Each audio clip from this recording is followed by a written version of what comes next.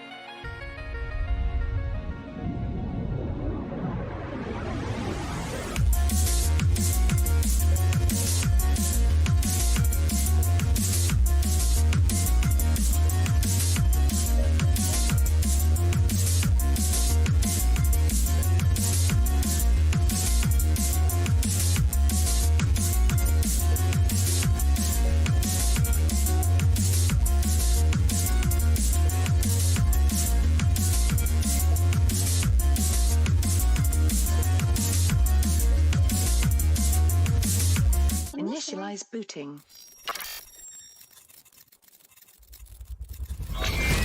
These are your targets.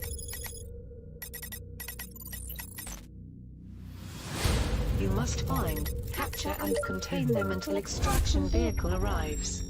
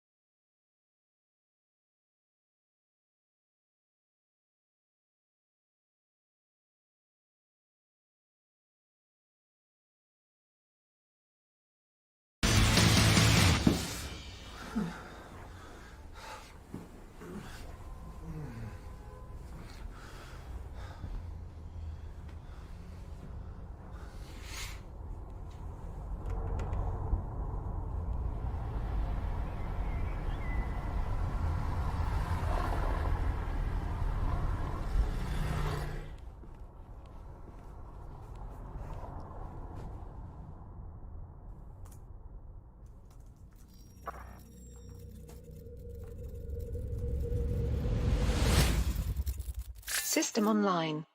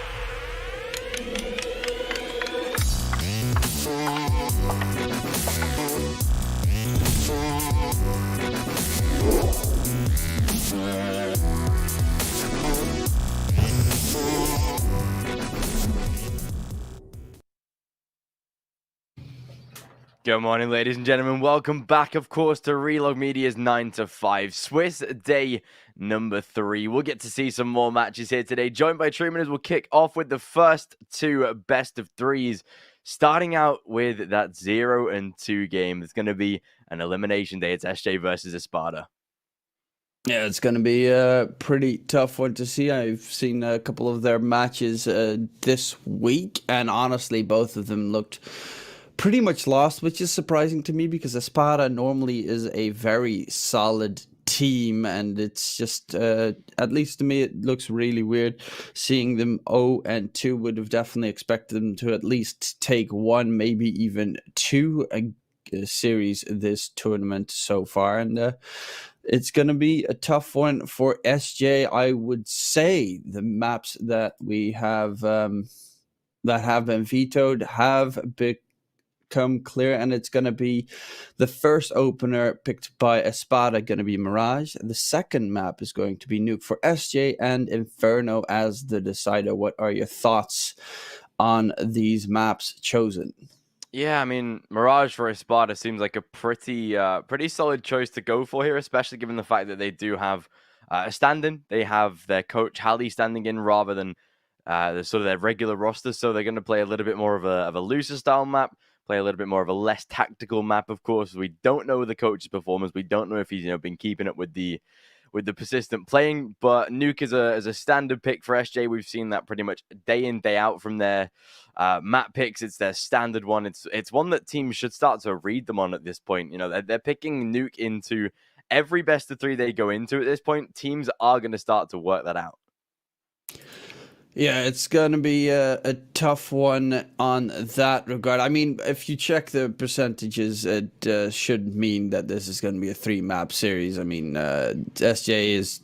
Well, they've only played Mirage 3 times, so yeah. Honestly, the 33% win rate is... you can't really make that much up out of it. They've won once against Nexus, lost against Havu, which definitely is not that bad. And AGF also, yesterday, for instance, managed to beat Dignitas 2-0, so also not the worst team out there. So Mirage is still kind of a coin toss. It could go either way. So honestly, Espada need to be careful that they don't get taken out in 2 maps because, as you said, I don't expect them to take Nuke. So Espada with their coach in the lineup as well, they might be knocked out here, which is surprising to me. Of course, the fact that they have to play with the coach is most of the time a little bit of an issue for most teams, and in this case, I think that might be the same for Espada. Yeah, especially considering the fact that we've seen some of their recent results out of the 5 that they've played recently. They've won 2 out of the 5 recent matches, AGF and Dignitas being sort of 2 of those. But then you come in to see their most recent performances, the likes of SG.pro able to take them 2-0, which was a result that never particularly expected to see. One of the squads that is rising in the rankings at like 53rd or something right now, but SG.pro are always a side that, like your SKADEs, your SJs of the world, always go to 3 maps. You always see that third map. They never convincingly close out a 2-0. So the likelihood that they've done it here is definitely a scary sign. And yeah, with the coach, unfortunately, the roster is going to be a little bit disjointed. Sure, he's tactically enabled with the team, but is he able to perform on the same level as the likes of Patsy? Let's say that's going to be the question that needs to be answered, unfortunately. And we know what SJ are bringing. They've got the very strong performers of your likes of Yemi, who scarily did disappear in some of the games yesterday. I think on that third map of Overpass, I believe it was, or Nuke, or one of the games in the SKADE series, completely disappeared. It might have been Inferno, actually. But again, it just shows that SJ do need some of these vital aspects to come through. You've got your Lynxy on the AWP. Yemi is that sort of new-founded prodigy-type player who can be very good, but then you've got that experience of the likes of Khan, of Arvid in that roster. So it's a nice side for SJ, but they can't have any part of that roster disappear. It really makes a bad effect on them. Yeah, and on the other side, I mean, of course, you talked about the fact that they're playing with the coach Hallie, but they definitely do have some star players along the lineup as well, especially Dexter and Dima are some very heavy hitters. But we're live in the knife round. I mean, this is probably one of the most even maps in regards to T side versus CT side advantage. It completely differs on the team what side they want to start. It's not like a Nuke where it's ridiculously CT sided still. And Jemmy, okay, 1v1. Who's going to take that one away? And it is going to be Jemmy. So I assume SJ are going to start on the CT side, which slightly is still more favorable, but we'll have to wait and see. It is going to be SJ Gaming on that CT side chosen, it seems. Yeah, very standard pick here on the map of Mirage, especially, like you say, given SJ's recent results coming into this one. They are very much T-side favored, but they have a limited set of rounds. Not a lot of data that we can look at. The longest series they had was a 1917 over Nexus back in 9-5-3. They haven't particularly played Mirage all that much, which is interesting for the SJ roster. They don't actually have an insta ban. They float all the maps. Dust 2 is their go-to insta or natural selection of a ban, but they are actually floating the majority of all the maps in the veto, so they are at least playing 7 out of the 7 with a great understanding. That's a beautiful nade to start things off as well. Dex are going to be down to 31. SJ, like you said, starting on the CT side, at least the more comfortable beginning. Well, that is the opening frag for Finnegan. A very open bomb plant as well, so they can play the retake. They have to go for the retake, but it's really tough because they're all being pretty much funneled in through CT. And they have so many players. There's a player all the way in ladder room at the moment that they have to deal with because of the bomb plant position. They do have a smoke, a flash, and a kit. So they could definitely go for the plan, but Finnegan gets himself his second of the round. Is tapping away, will not get the kill, but the T's are all rushing forward. Still one towards ramp, and it's all on Jemmy. 1v4. Had only 1 HP to his name, and Espada get the opening round. Yeah, despite so much damage done there onto the Espada squad, it's not going to change the outcome of the round, unfortunately. SJ will be losing that first pistol. Espada, good start so far. Mirage, one of the maps that they do play quite consistently. Again, a lot of close results, though. If they get a win here on Mirage, particularly in those sort of round 27 to 30 sort of scenarios, but we'll see if that can take any sort of shape against the side of SJ. This force buy from the CT side, pretty standard here in this meta, expending into that second round purchase. And we'll see if they can really get anything from this here on that CT side. Already some tags coming through onto SJ. Mid control, very standard in a second round like this, especially versus the pistols. You want to be keeping the distance, playing for that sort of later round execution. That's exactly what Espada are doing. And just sort of minimizing the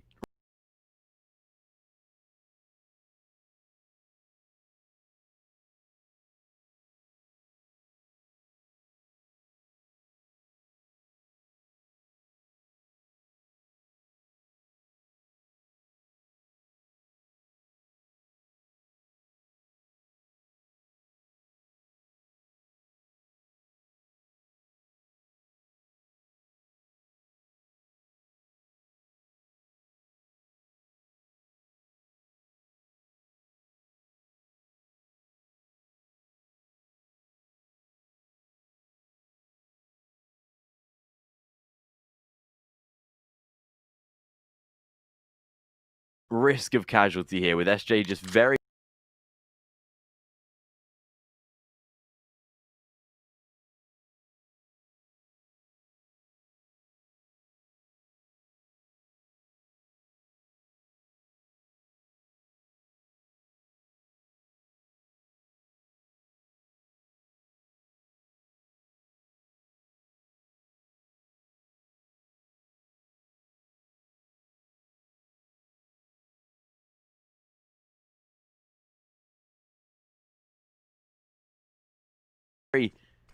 cautiously peeking.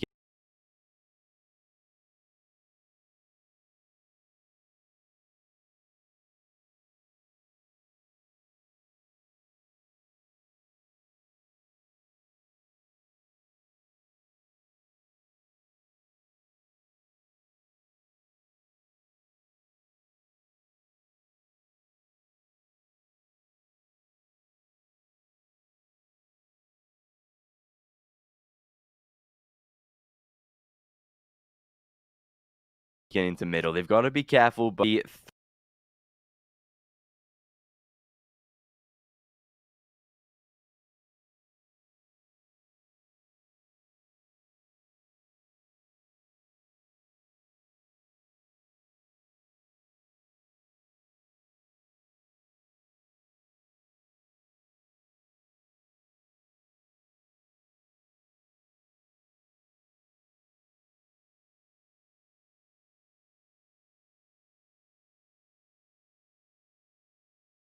three and 0, yeah, 1P250 to be in.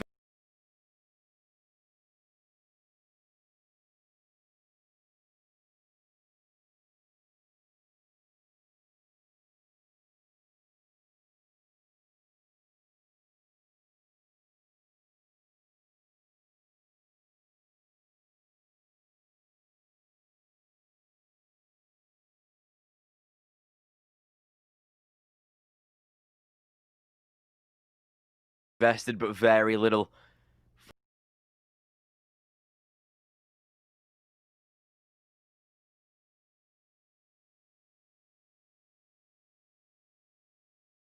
Nonetheless, they are towards that B side, which if they explode quick.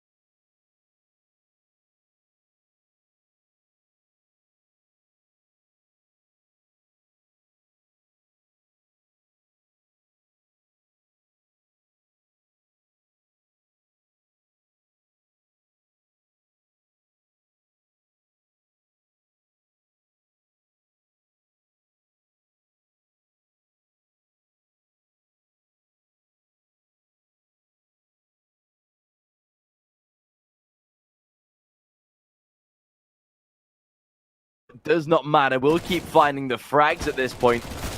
Stop.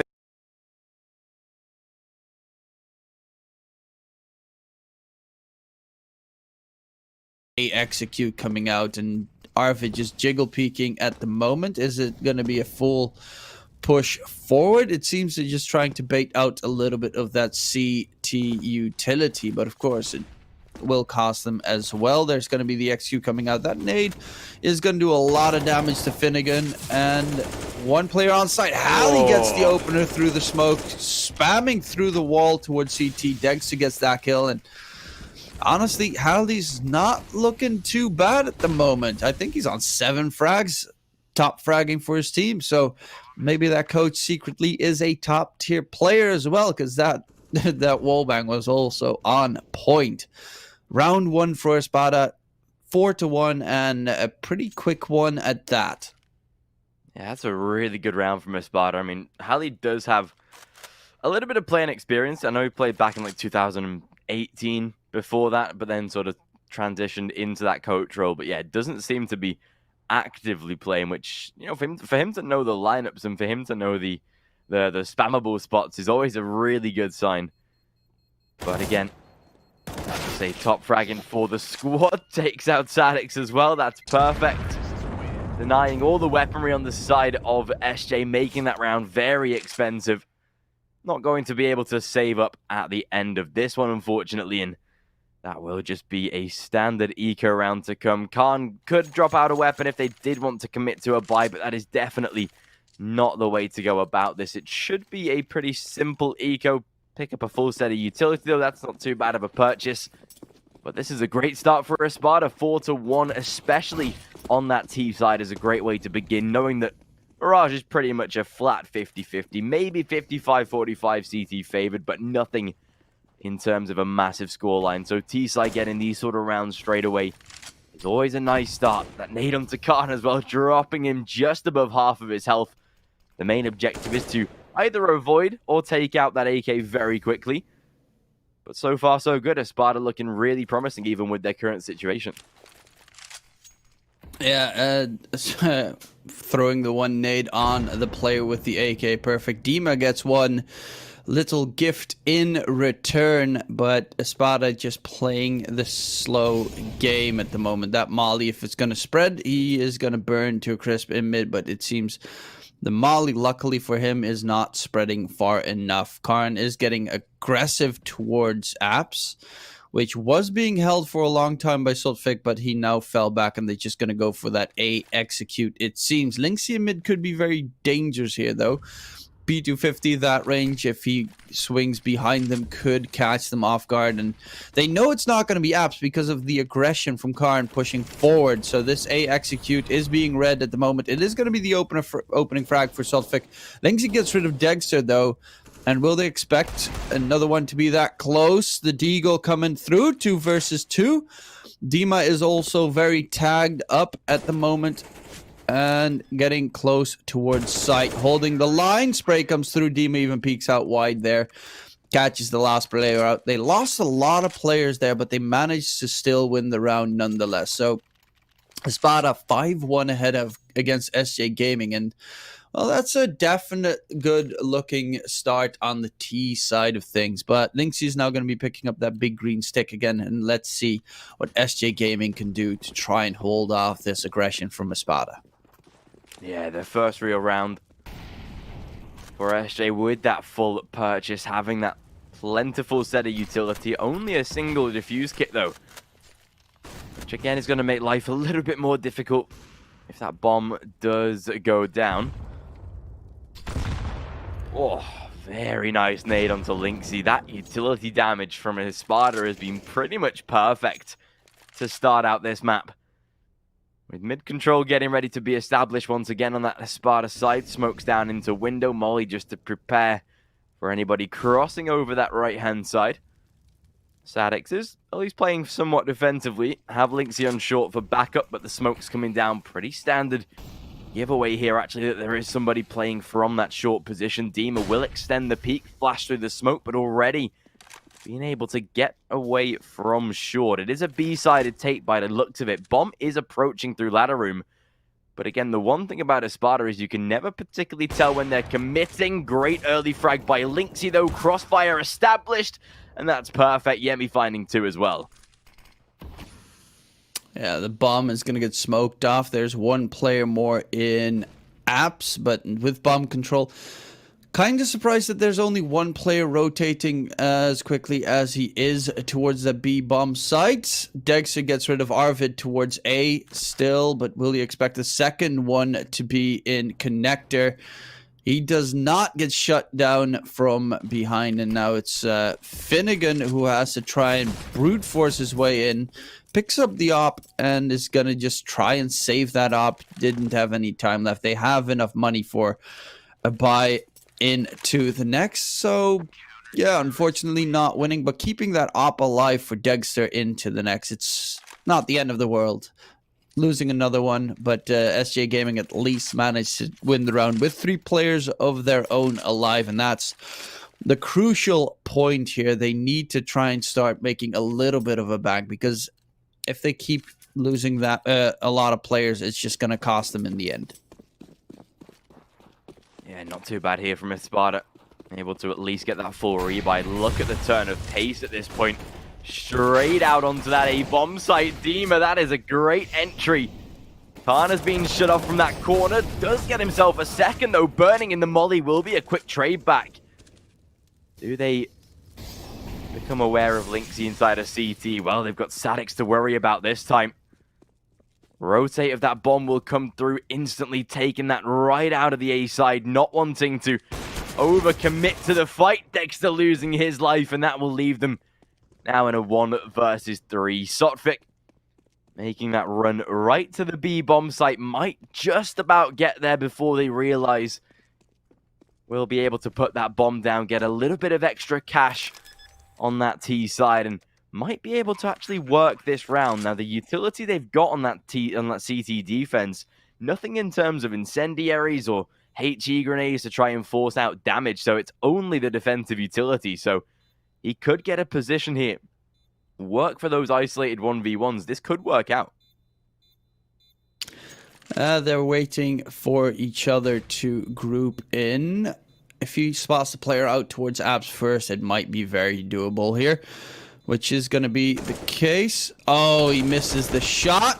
Does get a second, but the first player on site, but will get traded out easily afterwards.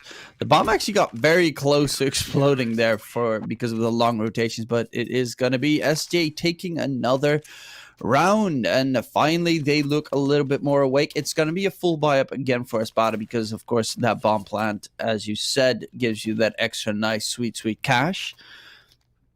But it is going to be crucial for Espada to win this one. Otherwise, they're going to be looking at a tied scoreline in the next. Yeah, this is going to be a chance for SJ to alleviate the pressure of that early scoreline. Try and get back into this game again. Economy isn't particularly too established. A little bit more expensive on those rebuys for the CT side. So it is going to keep them at bay for now, but Lynxie inside of Connector. Oh, Sotfik does bait out the shot, but damage has been done. Khan able to close out Dima. And instantly down into a 5 versus what should be 4. That might have been a team kill, actually. Not too sure. Either way, they do not get away with too much damage there. Dexter down to a 1 versus 4. Still playing super safe. Nice shot onto Lynxie, at least. Goes for the peek out. Spots Arvid just retreating into that Underwood position. Now it's, yeah, I was going to say, now it's a 1v3. Radar a little bit deceiving there, but doesn't matter at all. SJ getting round number 4 on the board. 3 in a row now as well, which is perfect. Finally decreasing that economy of Espada to the point where they need to take an eco. Yeah, Espada, this round should not result in too much. Well, there are a couple of deagles possibly can blow a couple of skulls off, but without any utility, it's going to be rather troublesome to get into a site against a full built-up lineup as SJ is ready for the defense. You're going to need some amazing openers to get anything done here. But it's going to be, well, an aggressive push towards Connector. Already made it through, but unfortunately does not have any armor. And the pistol's also not the greatest there with the Glock. So with that, it's going to be 2 opening frags for SJ Gaming. Espada, even a nice little nade in mid. This should be a clear-cut round. Maybe they can get a kill or 2 if that deagle connects, but it's looking doubtful as well. Dexter will manage to get himself 1, but it's going to just be the 1, and the economy of SJ Gaming is growing right now, 5-5, and this is what you want to see if you're SJ. You want to win that T side at least, because of course the T side is slightly tougher statistically for them. T side is a little bit easier, but that's based off 3 games, and you can't really judge anything if you've only played a map 3 times. So yeah, Kieran, who do you think is going to take away this this half advantage? Do you think Espada is going to take a couple of rounds, or do you think SJ Gaming now has their number? Yeah, with the way this game started, I was pretty much expecting Espada to at least get sort of a 8-2, 8-3 type scoreline before SJ really started to pick up the pace. As seen yesterday, they start really slow in games. Takes SJ quite a bit of time to actually warm up. But they've been working back the mistakes quite nicely here to the point where this half is now wide open for the taking. And Espada, they realize that they've got to switch things up if they wish to win these rounds. This time, going to be heading for a little bit more of a default pincer maneuver. Sotfik able to break that first barrier. Take out Khan already. Good reposition this time by Arvid on that ramp position, but no, it's Dima that again trades the numbers. Lynxy, nice return, but he's already tagged down low. The nade might have finished him off, but just about survives. 45 seconds on the clock, and every single player inside of that CT spawn for the retake. That is a very strange sight to behold with the bomb going down. But yeah, it's going to be, I assume, them just trying to save their weapons into the next. It's going to be still rather troublesome to make the cross happen unless they smoke it off. The full save being called out, which is from their positioning, of course, a rather strange move, but they don't want to lose that big green stick, and it's really troublesome to try and retake it with Lynxy down to 12 HP and barely any utility left to try and retake the site. So I get it. Every team has different points in when they want to go for it and when they don't. Definitely was possible, but they just felt that it was a little bit too risky to go for it. And I have to concur. It is a very risky move to go forward on that one. And yeah, let's see if they can make it an even scoreline again, or if Espada are getting ready to shut down SJ Gaming. Of course, Espada are slightly better on that CT side statistically, but they have played the map a lot more times than their opponents here. It is going to be a heavy stack towards B. Last time that they went for this, it did get read perfectly by SJ Gaming, though, when they went for the B move, but this time they're out quickly. Sadix still manages to win that fight, and that is problematic. They just get absolutely annihilated. Sadix should have been dead there. He should have 100% been dead from the player jumping out of apps. Now it's all on Sotfik. See if he can get a kill. He's going to get spotted out by Jemmy and will even get shut down there. It's a pretty clean round for SJ, and they tie it up again. That really should have been a kill onto Sadix there by Halley. That's a little bit unfortunate. The inaccuracy coming off, I think he started shooting when he fell down, so the spray control just not perfect on the mark, and it's another buy-up coming out from Espada. It is a reasonable one, not the best because, of course, you're missing one AK and a little bit of utility, but besides that, it should be enough to win your team around. Yeah, Espada got to start turning things back into their favor here just for that position that they're in at this point, where SJ are going to start taking precedence here in this first half, and especially on a map like Mirage, where you particularly do need to be starting bright and early. Already again, Sadix getting those early entries, ensuring that the CT slide will have a slight advantage. That doesn't last for long, though. As the trade comes through from Dexter. Very nice smoke there as well. B bomb site has been looking absolutely solid for SJ. But Espada's takes have been very minimalistic, haven't particularly put too much in terms of those executions. This time, they'll be going for a later round take, it seems. And this might be the exact way to do this. SJ do stack early into the sites. When they hear no info, then they'll decide to rotate. This time, they've only got Jemmy as an isolated player. With 40 seconds on the clock, they've got to realize sooner rather than later that this is a B-sided push, but Jemmy, he comes in for a first this time, make it a second as well. Can't get the third, but he's done plenty of damage to hold off there. Yeah, it's the bomb going down, of course, the T's having to play the post plan, this time with two players instead of just the one. And utility-wise, they can flush out one area with the molly, which is going to be rather crucial. Karn gets spotted by Finnegan. No bullets connecting yet. The molly is going to push Finnegan off the angle, and they were holding it perfectly. That is some team play coming through. The Opper will now be in a 1v1 versus Dexter. Dexter on to 7 HP, but calls out that he's heavily wounded, and it's going to be Lynxy still getting that defuse going. With that, it's SJ Gaming taking round number 7. One more to win the half. And Espada, their money, well, with the plant and with the fact that they still have a pretty big loss around bonus, they should be pretty Gucci in this upcoming buy. So definitely not going to be ecoing anytime soon in this half. Yeah, not too bad here. SJ getting themselves a solid little stack of rounds. This is a scary prospect now for Espada. They have lost out on what could have been a real dominant first half, actually. I was expecting at least 9 in their favor, but SJ have been able to really turn this around now. And again, they've read into this perfectly. It is going to be an A-sided take on the side of Espada. They'll start to move already toward those smokes. Arvid just gets out of the way before these players start to flood out of Palace. Now the footsteps will be heard, though. Arvid able to take out 2.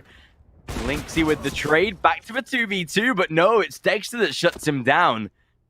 Jemmy into that isolated 1v1. The smokes will be dropped, maybe a chance to play around them, but again, it's another afterplant for Espada. Surely they can't give up this one. He will spot the first one out. Sultfic tag. He knows that there's a play towards ramp, but the molly, that is such a... If he smoked it off as well, he definitely could have gone for the stick defuse. Oh. Will still manage to win the fight, though, unfortunately for Dexter, and it is going to be SJ Gaming taking that one away, quickly grabbing the op, because, of course, it's a very short... I mean, he definitely didn't have to do it right there. He definitely should have had more than enough time to secure it. Nonetheless, it is going to be SJ Gaming winning the half at least. Let's see if it's going to be a 9-6 after Espada, of course, being 5-1 ahead. They are now 8-6 behind. Statistically, they should be losing this map. Actually, no. Statistically, Espada should be winning this map. But Halley has not been having any frags for, I think, like 4 rounds right now. Has been stuck on that 9. Unfortunately, still not reaching double digits. And Espada... They do need some magic to happen right now. That was, it seems a one-way smoke because, I mean, I even checked with the X-ray and I couldn't see him. Jump down from plateau.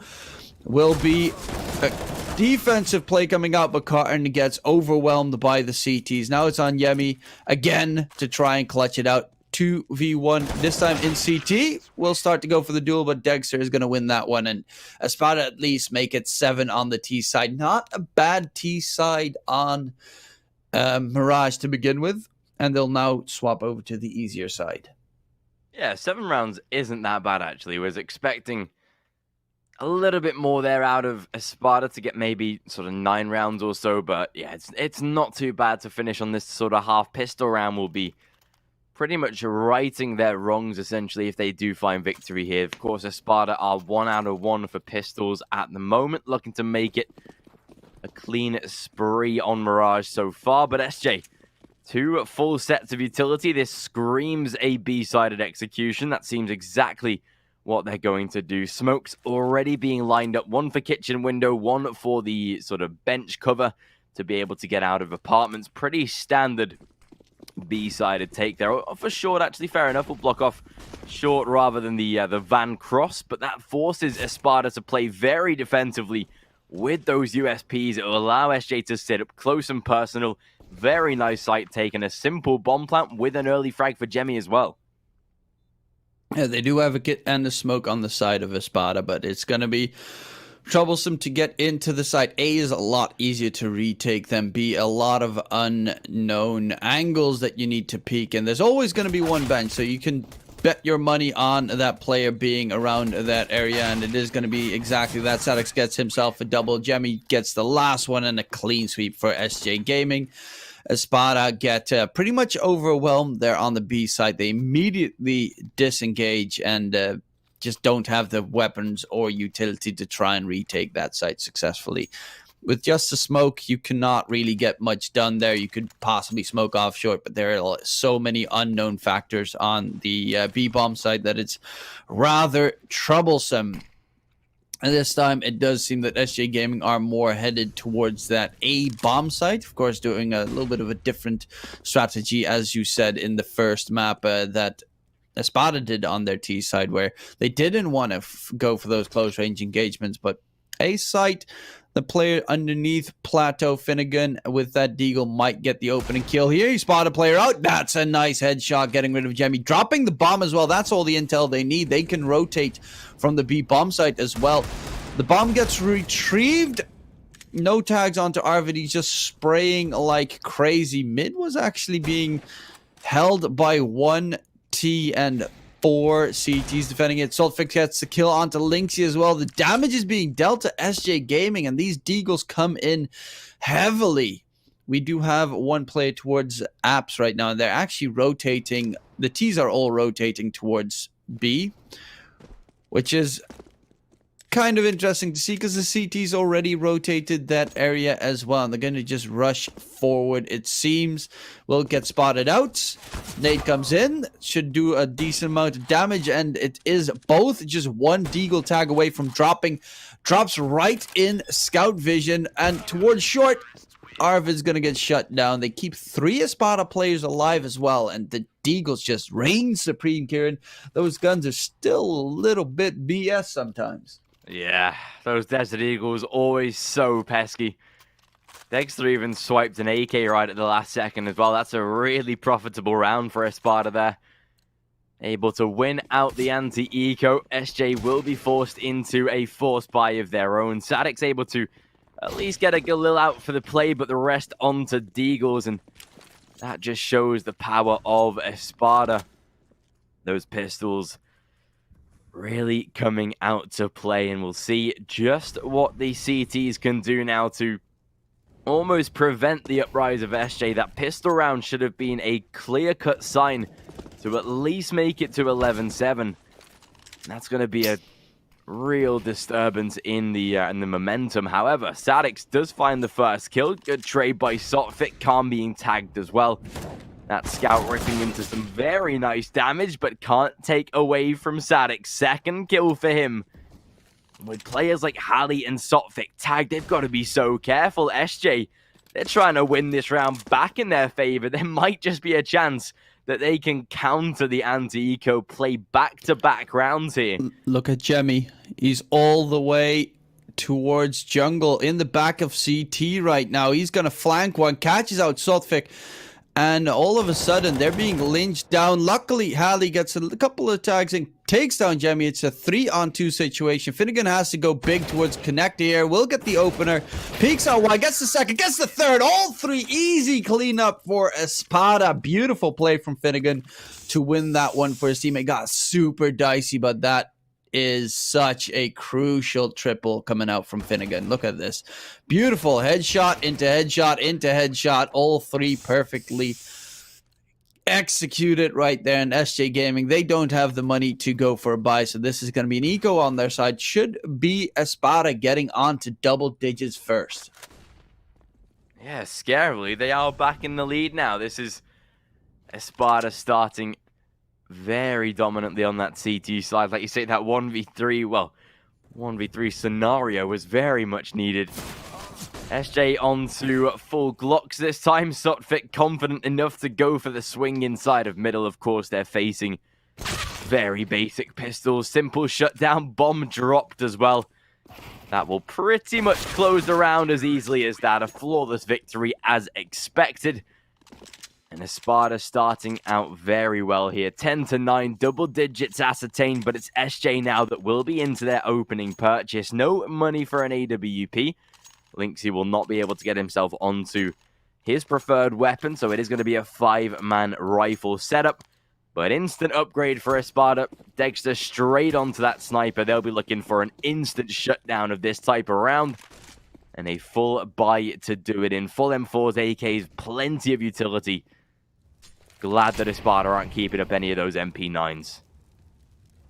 Well, the MP9 close range, if you're playing a ramp, for instance, definitely can still be a lot of value. Definitely think that that gun can hold its own against AKs if you have that close range engagement going. But, ooh, Halley getting heavily tagged down to 7 HP. Needs to be careful of the nades and will get taken down. That's a man advantage all of a sudden for SJ Gaming, which means they're going to keep Dima on that B bomb site.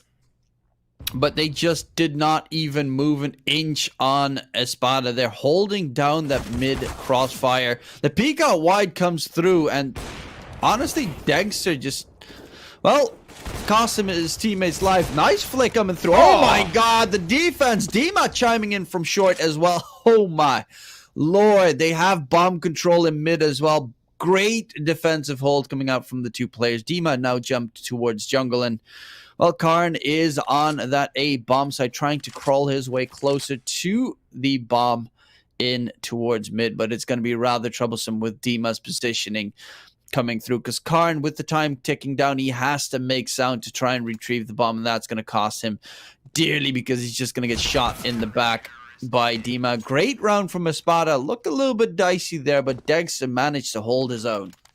Yeah, I was about to slew Dexter there for letting his teammate sort of die there. Essentially sold him down the river, but definitely made up for it there. So I guess all is as it seems. Dexter, beautiful play. Sotfik could have been kept alive, but again, when you've got a solid AWP player like that, a very good set of frags there. And with Dima's support, always going to be holding down that position. Surprising that SJ did not take a tactical timeout there, especially now that they've lost sort of 4 rounds in a row, coming up to a potential 5th if they break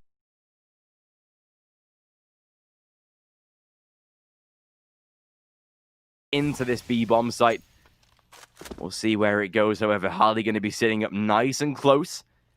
Wants to see if he can get a positional advantage. Nade doing a little bit of damage. Nothing massive, but again, it's always nice to tag up those early players. Espada just getting ready for that utility, getting ready for the SJ push. Here it now comes. The Tech 9 at least doing a little bit of damage, but it will not hold up at all. Final 2 trapped behind that Molotov, and a great shutdown by the CT side. Yeah, pretty nicely done. That Molly keeps the SJ Gaming players spread between 2 packs, and they just overwhelm the first group that charges forward to the site. It is pretty much a small force up anyway. Not too problematic for SJ Gaming. They definitely would have wanted to deal some economic damage because of Spada's, well, the economy is growing and growing and growing, and Dexter's already almost at 8k in the bank, so it looks like they should be able to get 2 buys in a row, possibly on their side. Molly to just make sure that they don't get out on towards B quickly. But I think because normally it was Ali doing the B defense, that they want to try and take that B side, of course, having an eye on the coach, but it's now Dima alone, and that might be a perfect read if they're fast enough. Rotation coming out from Sotvik to try and rejoin on towards that A and that B defense. Dima needs to hold the line for now, but there's already a player on site, and he had no idea. Sadix gets the kill onto Dima. Bomb site has been gifted away, but Sotvik gets a trade frag coming through. Will fall back, and are they going to call the save immediately, or what is the plan here? The bomb has not been planted yet. The CTs are not moving forward. They're just going to save, and that's a very early save call from Espada. Yeah, immediate call for that there. Especially with the economy they've got. I thought they might have attempted to maybe go for a little bit of a retake, but fair enough. Espada know they've got a couple rounds in the reserve to play with, so they'll just get ready for a little bit more of a savior in this one. Carrying 4 weapons into the next round is perfect, though, so not too bad here. Sotvik will try and peek out, see if he can maybe find a little bit more of an exit frag. Would have been great with a nade or a molly there with the bomb blast, but not that it will make a difference this time. 12-10, SJ at least up to double digits. 5 rounds in a row, finally shut down by the T side. Able to stabilize the cash a little bit more, get that full set of utility for every single player. With Espada keeping up their economy as well, they're safe till at least round number 25, so that's perfect for them. That save actually really did them wonders just to be able to keep up with the economy. One-way smoke deployed by Sotvic as well. Looking to play a full mid defense. 3 players watching this type of angle. SJ just not showing too much though. Nice Molotov will force out Sadix, but it will leave them in that 5 versus 5. Deem a great couple of nades there with Sotvic and some good info as well gained by Halley. It is going to be the B execute coming out though. They're rushing forward. They are 2 players down, trying to catch out Halley on the tail. But there's Dima holding the cross to save his buddy's life. And Halley, together with Dima, hold the line towards that B bomb site. A very nice clean sweep from Espada. SJ Gaming do have enough for a buy. Of course, they have a pretty much max loss round bonus in their favor anyway. So they should be able to buy up into this one. But, well, it does seem that Espada on that CT side look far superior to SJ Gaming at the moment. They just completely destroy them every single time. The only round that SJ Gaming won was where they just caught the players off guard and immediately Espada just held back, saved 4 rifles into the round afterwards. So it's not even like they straight up outdone them in that engagement. It is going to be the execute towards the A side. Smokes, flashes, mollies, everything flying through. Finnegan close range. We've seen him do some magic before, and he gets a double opener there on the side. Bomb has not been planted or crossed to the site just yet. Is actually stuck in sandwich at the moment, and Dima is playing around the smoke, but the smokes are dissipating. The utility is gone from the T's. 1 flash left. Peek out wide. Will get 1, but it's all on Kern.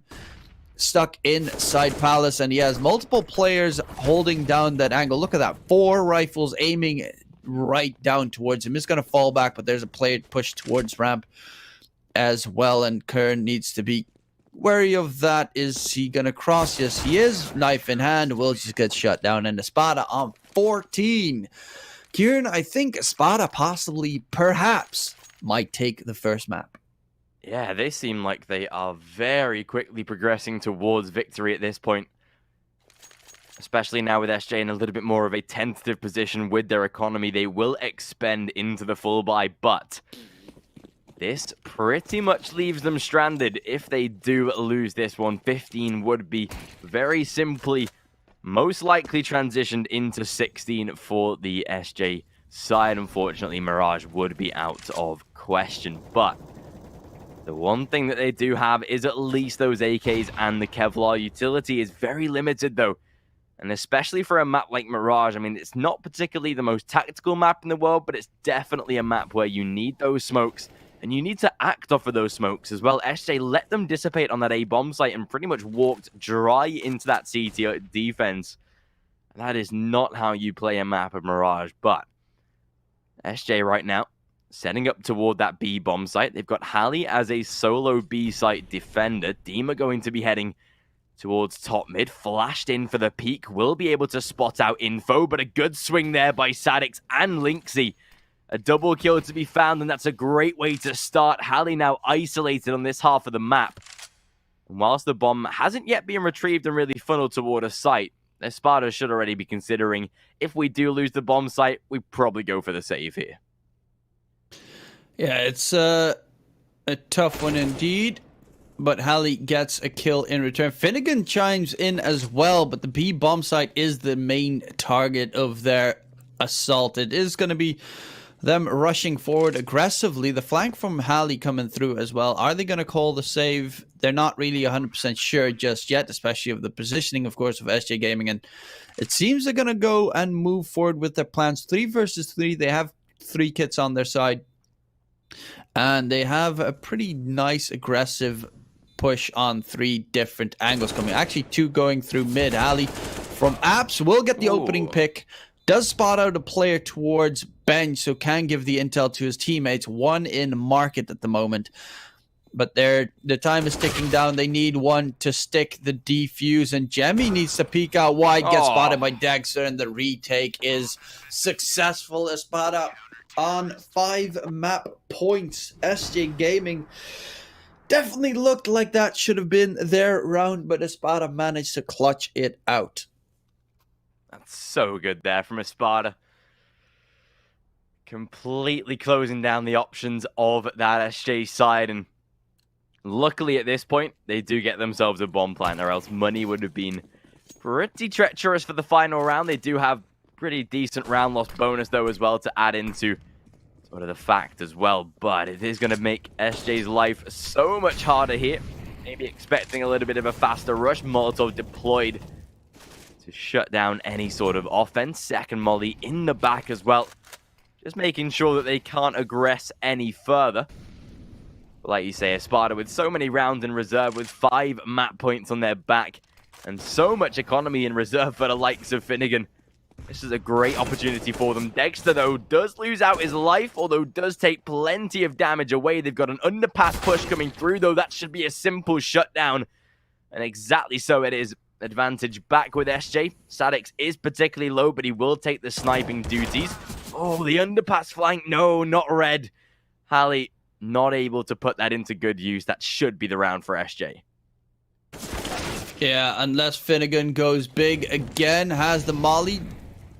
Well, I assume it was meant for up top.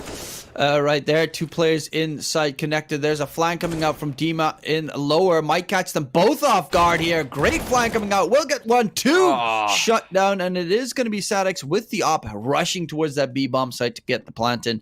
15 HP, but you don't need that much HP if you've got the op, and he can get a very solid post-plant position going, depending on how much feeling he has in this one. Can he hold the line? He is actually going to be playing apps. This is probably the most problematic position to play in. They have a molly and a nade on the side of Espada on that retake, and if they molly apps, luckily enough they don't, he would have already been done. He's going to peek out wide, gets 1, nice catch. Finnegan now knows where he is. The smoke gets planted, but oh my god, clean headshot coming out. The bomb gets defused. Espada 16-10. And, well, this was a pretty nice shutdown. I just want to point out that Dexter, like, the teams were very even in kills to a degree, except for one player that was on SJ. I think it was Arvid, who was really underperforming, and Dexter on, like, if that was the big difference between the two sides. Dexter was on like 27 kills and Arvid was on like 5. For the rest of the lineup was almost exactly even in score. So that was the main reason why, well, Espada just played really well. Honestly, on their CT side, it looked like a massive fortress that they could not break through. And pretty impressive showing. However, Nuke is going to be a different story altogether. Yeah, it's going to be the second map on the way, of course. We'll take a short little break. Hopefully, a better performance out of SJ moving into that second map. Do not go anywhere, though. Short break to come. We'll be right back after this. Initialize booting.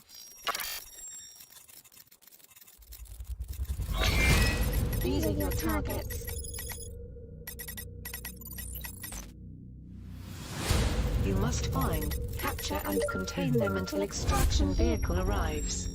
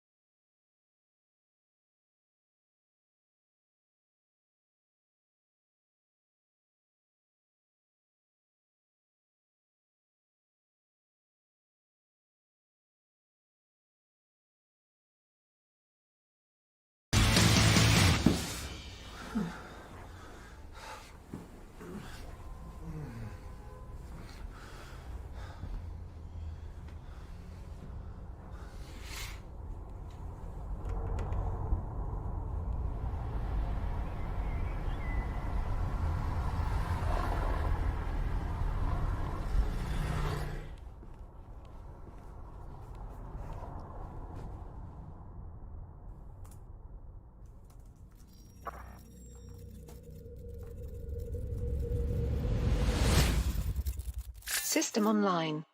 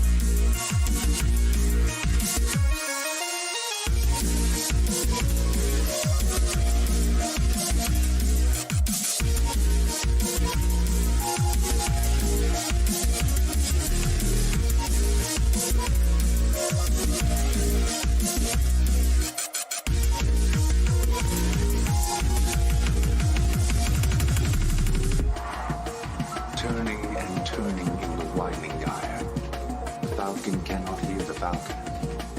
Things fall apart. The center cannot hold. Mere anarchy is loosed upon the world. Blood-dim tide is loosed, and everywhere. The ceremony of innocence is drowned. The best lack all conviction, while the worst are full of passionate intensity. Surely some revelation is at hand. Surely the second coming is at hand. The second coming. Hardly are those words out when a vast image, out of spiritus mundi, troubles my sight somewhere in the sands of the desert.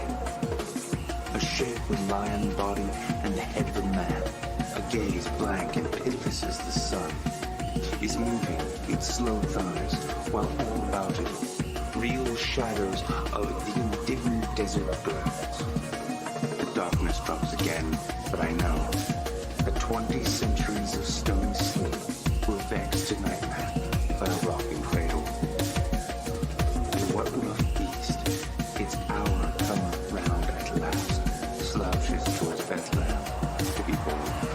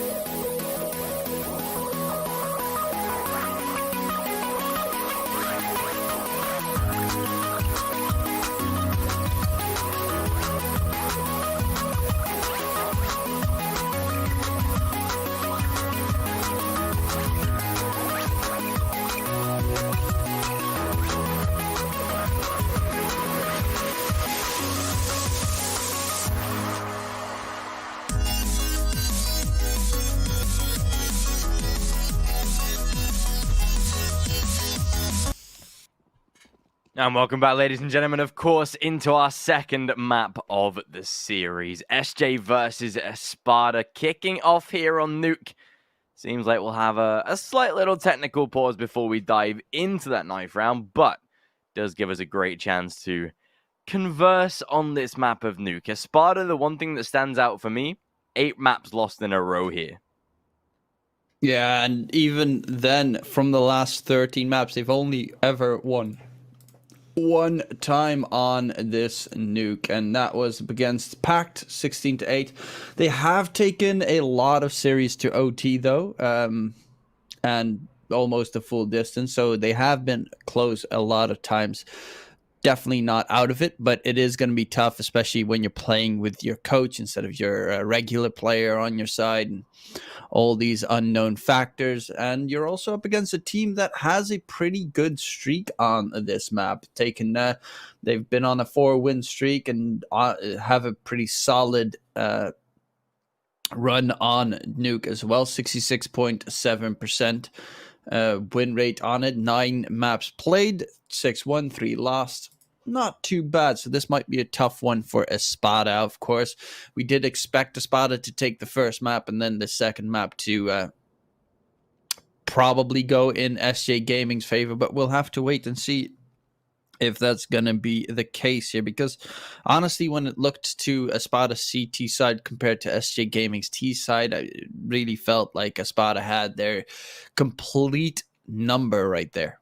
Oh, for certain, yeah. As soon as Espada sort of got onto that CT side, that was where things started to really just take shape for them there. And yeah, like you say, sure, SJ do have a very competent win bracket here on a map like Nuke. They've actually beat some pretty solid sides, the likes of AGF, your win strike to the world, SKADE even in there as well, despite being a side that I believe did beat some pretty decent squads on Nuke as well in their time. So there's definitely a solid chance that we do see a third map of this series, just for the fact that SJ coming into their standard Nuke pick are looking like the more likely squad to take victory here. But we do have a little bit more of a technical pause than we might have thought. 3 players completely disconnecting on the side of SJ, so hopefully we'll get that resolved as quickly as we can. Secret versus Nordwind being our series up next as well, if you are looking to stick around for that one. There's some stand-ins over there as well, which we'll get into later during the day, but that is that's a 1-to-1 game, so not particularly massive in terms of changing the outcome of their proceedings. But yeah, looking like we'll take a little bit of a slow start here to get Nuke underway. It's a slight issue to start with. Well, yeah, exactly that. We'll, in the meantime, talk a little bit about the fact that SKADE won the first map against SG.pro, just as on the main stream for everyone that is not aware of it, of course. Just want to keep you posted with all the scores today. And, yeah, it's pretty much 3 players just timed out, and we are waiting for them to reconnect. Don't know exactly what the issue is with the timeout. Might be that it's just a power outage or something, but we'll keep you posted on exactly what's happening right there.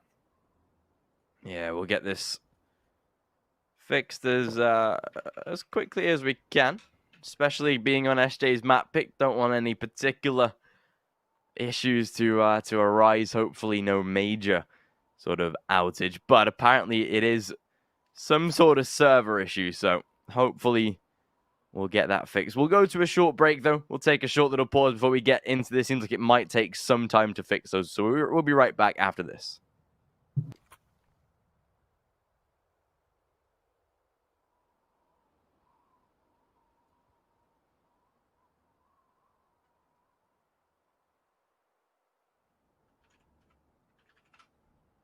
Or maybe we won't. Seems like players are back, which is always a good sign. Well, we're still missing 1 player. On the SJ Gaming side, so it is going to be Espada starting on the T side, I guess. Or have they not had the knife round done? I assume because I don't think knife is done. Okay, that explains. But definitely want to start on the CT side. That's That's at least for certain.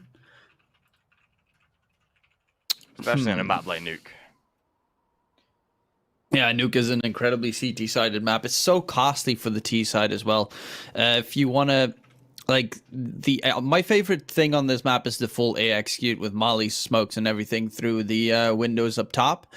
But if you want to go outside, for instance, you at least need like 3 smokes to make that cross happen, possibly with a couple of flashes as well, because it's incredibly deadly. There's almost always a gap to be found in the smoke. How perfectly you line it up, they'll always be able to creep close, and that's why for the T's it's pretty tough on this map, because without any utility, outside is most of the time out of the question, and you're going to be forced either ramp or just to go for the inner rush. And well, that doesn't always pay off that well. Sotfik getting a nice little stab from his own teammate, but the knife round is live. And as we said, they're looking for that CT-sided start, but it looks like SJ Gaming is most likely going to start on that CT side. I assume they're going to go for CT side here, and I have seen a couple of teams attempt to start on the T side, but it very rarely pays off.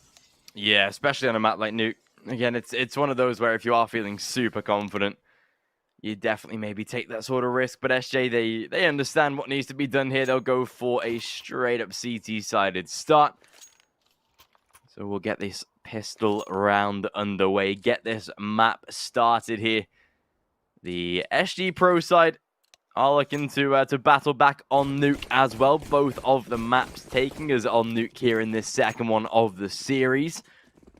Put them side by side, it'll get very confusing, but SJ versus Espada, pistol round to begin. Defuse kit onto Arvid, nade in hand as well as smoke for Jemmy, and of course, a pair of dualies. What else would you want in this sort of position? But Espada are actually playing a very slow T-sided pistol, very uncommon for a pistol round on Nuke. Outside, player towards Secret, needs that edge shot, needs to connect something, come on. Gets headshotted himself, gushed in the face, and ramp control has been gifted away. They fall down, and B site is, well, there's one player down below, but besides that, B site's pretty much gifted away. Link C manages to get a kill still, nonetheless. The squeaky door's opening, gives out nice vision. The dualie's trying to get anything done. I mean, I love the gun, but I also hate the gun because normally it doesn't really do that much. As its accuracy and just the way the gun works. From very close range is really good, but besides that, it normally doesn't do too much. It's going to be Espada on the T side, starting it off with a 1 round, and pretty nice one at that. Ramp was completely left alone. There was one player down below, but he was on 15-8. One tap away from dying. And Espada, they'll be up against a force buy from SJ Gaming. It could be reasonably deadly. They have a lot of close range angles and long range angles for that scout to deal with. But Espada like to play the passive game and wait for SJ Gaming to make mistakes. Yeah, luckily, Espada, they seem pretty good at pistols actually. Just under a 60% conversion rate on the pistol rounds played on Nuke, so that's going to be a great opportunity for them to now extend into a 3-0 start potentially. We know that the SJ camp were very good at winning pistols in that previous map on Mirage, though. Sadic's going to back away, needs to play safe. Drops that smoke to at least have a little bit of an angle to walk around. Doesn't need to over-peek here, just get back into safety. Has support out of his teammate as well. Yemi peeking into that corner as well. They've got to be very careful. Sadix, though, there's the first kill coming through. Some tags of damage. Harley finally to return a frag, but it's still in the favor of SJ. Bomb does go down. 2 players significantly low. The rifles might have an easier time of dispatching of these, but again, it's still a man advantage for SJ. Yeah, it's still going to be the retake situation. They have no kits on them. And the time is ticking down, so I guess, yeah, the safe call has been made. Without a kit, it's a little bit too tough to try and pull off. If you rush out, you could possibly get it done, but you might also just try to save those guns into your next round, which is going to be a full eco nonetheless. And definitely a little bit of damage dealt, so not too bad from SJ Gaming, of course. Wanted to take away the round, but B bomb site was gifted away a little bit too easily. And Espada get themselves their second. I would say if Espada managed to get 6 rounds on their T side, they will be more than happy. Definitely can close it out on the CT side themselves if necessary. But anything over 6 rounds will be a blessing for Espada. Yeah, especially on T side, Nuke. This is where they're looking to already make some good headway. SJ will be playing, like you say, that little bit more of a saved up force buy round. The full eco to come through to bank up the cash, but we'll have plenty of weaponry to play with moving into this one. Vent will be broken. Khan looking to at least play toward that main position.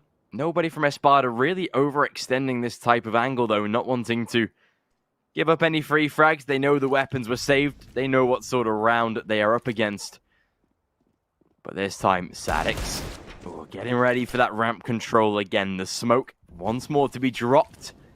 This time we'll stick around, not wanting to back off from this position. We'll try and maybe play for a little bit of a safer peak. But they have forced a full rotate of SJ straight down toward that B bomb site. Kept Arvid as that lone defender. This could be a super major issue here for Espada.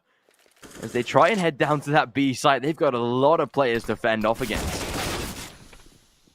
They do spot out 2 players towards ramp, though. The first player makes the call. They retrieve an AK on the CTs, but with 2 players down below, A site might be the better option here. Dexter close range up against Arvid.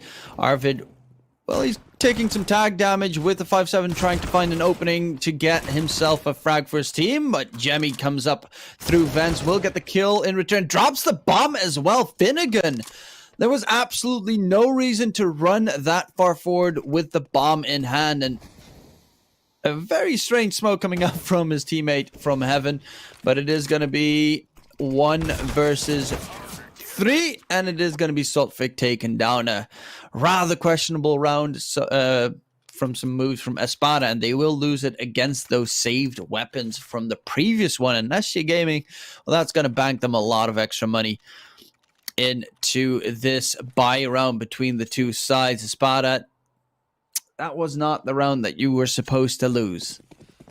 Yeah, definitely wasn't there, especially now with SJ onto that first victory. They'll swipe a couple AKs. And Espada, you can see their buy round is treacherous. Not able to particularly invest into too much here. Nice nade over the top will do some very good damage as well. Sadix has been tagged up in the process. They will try and fully commit into his rush. Linksy needs to be careful.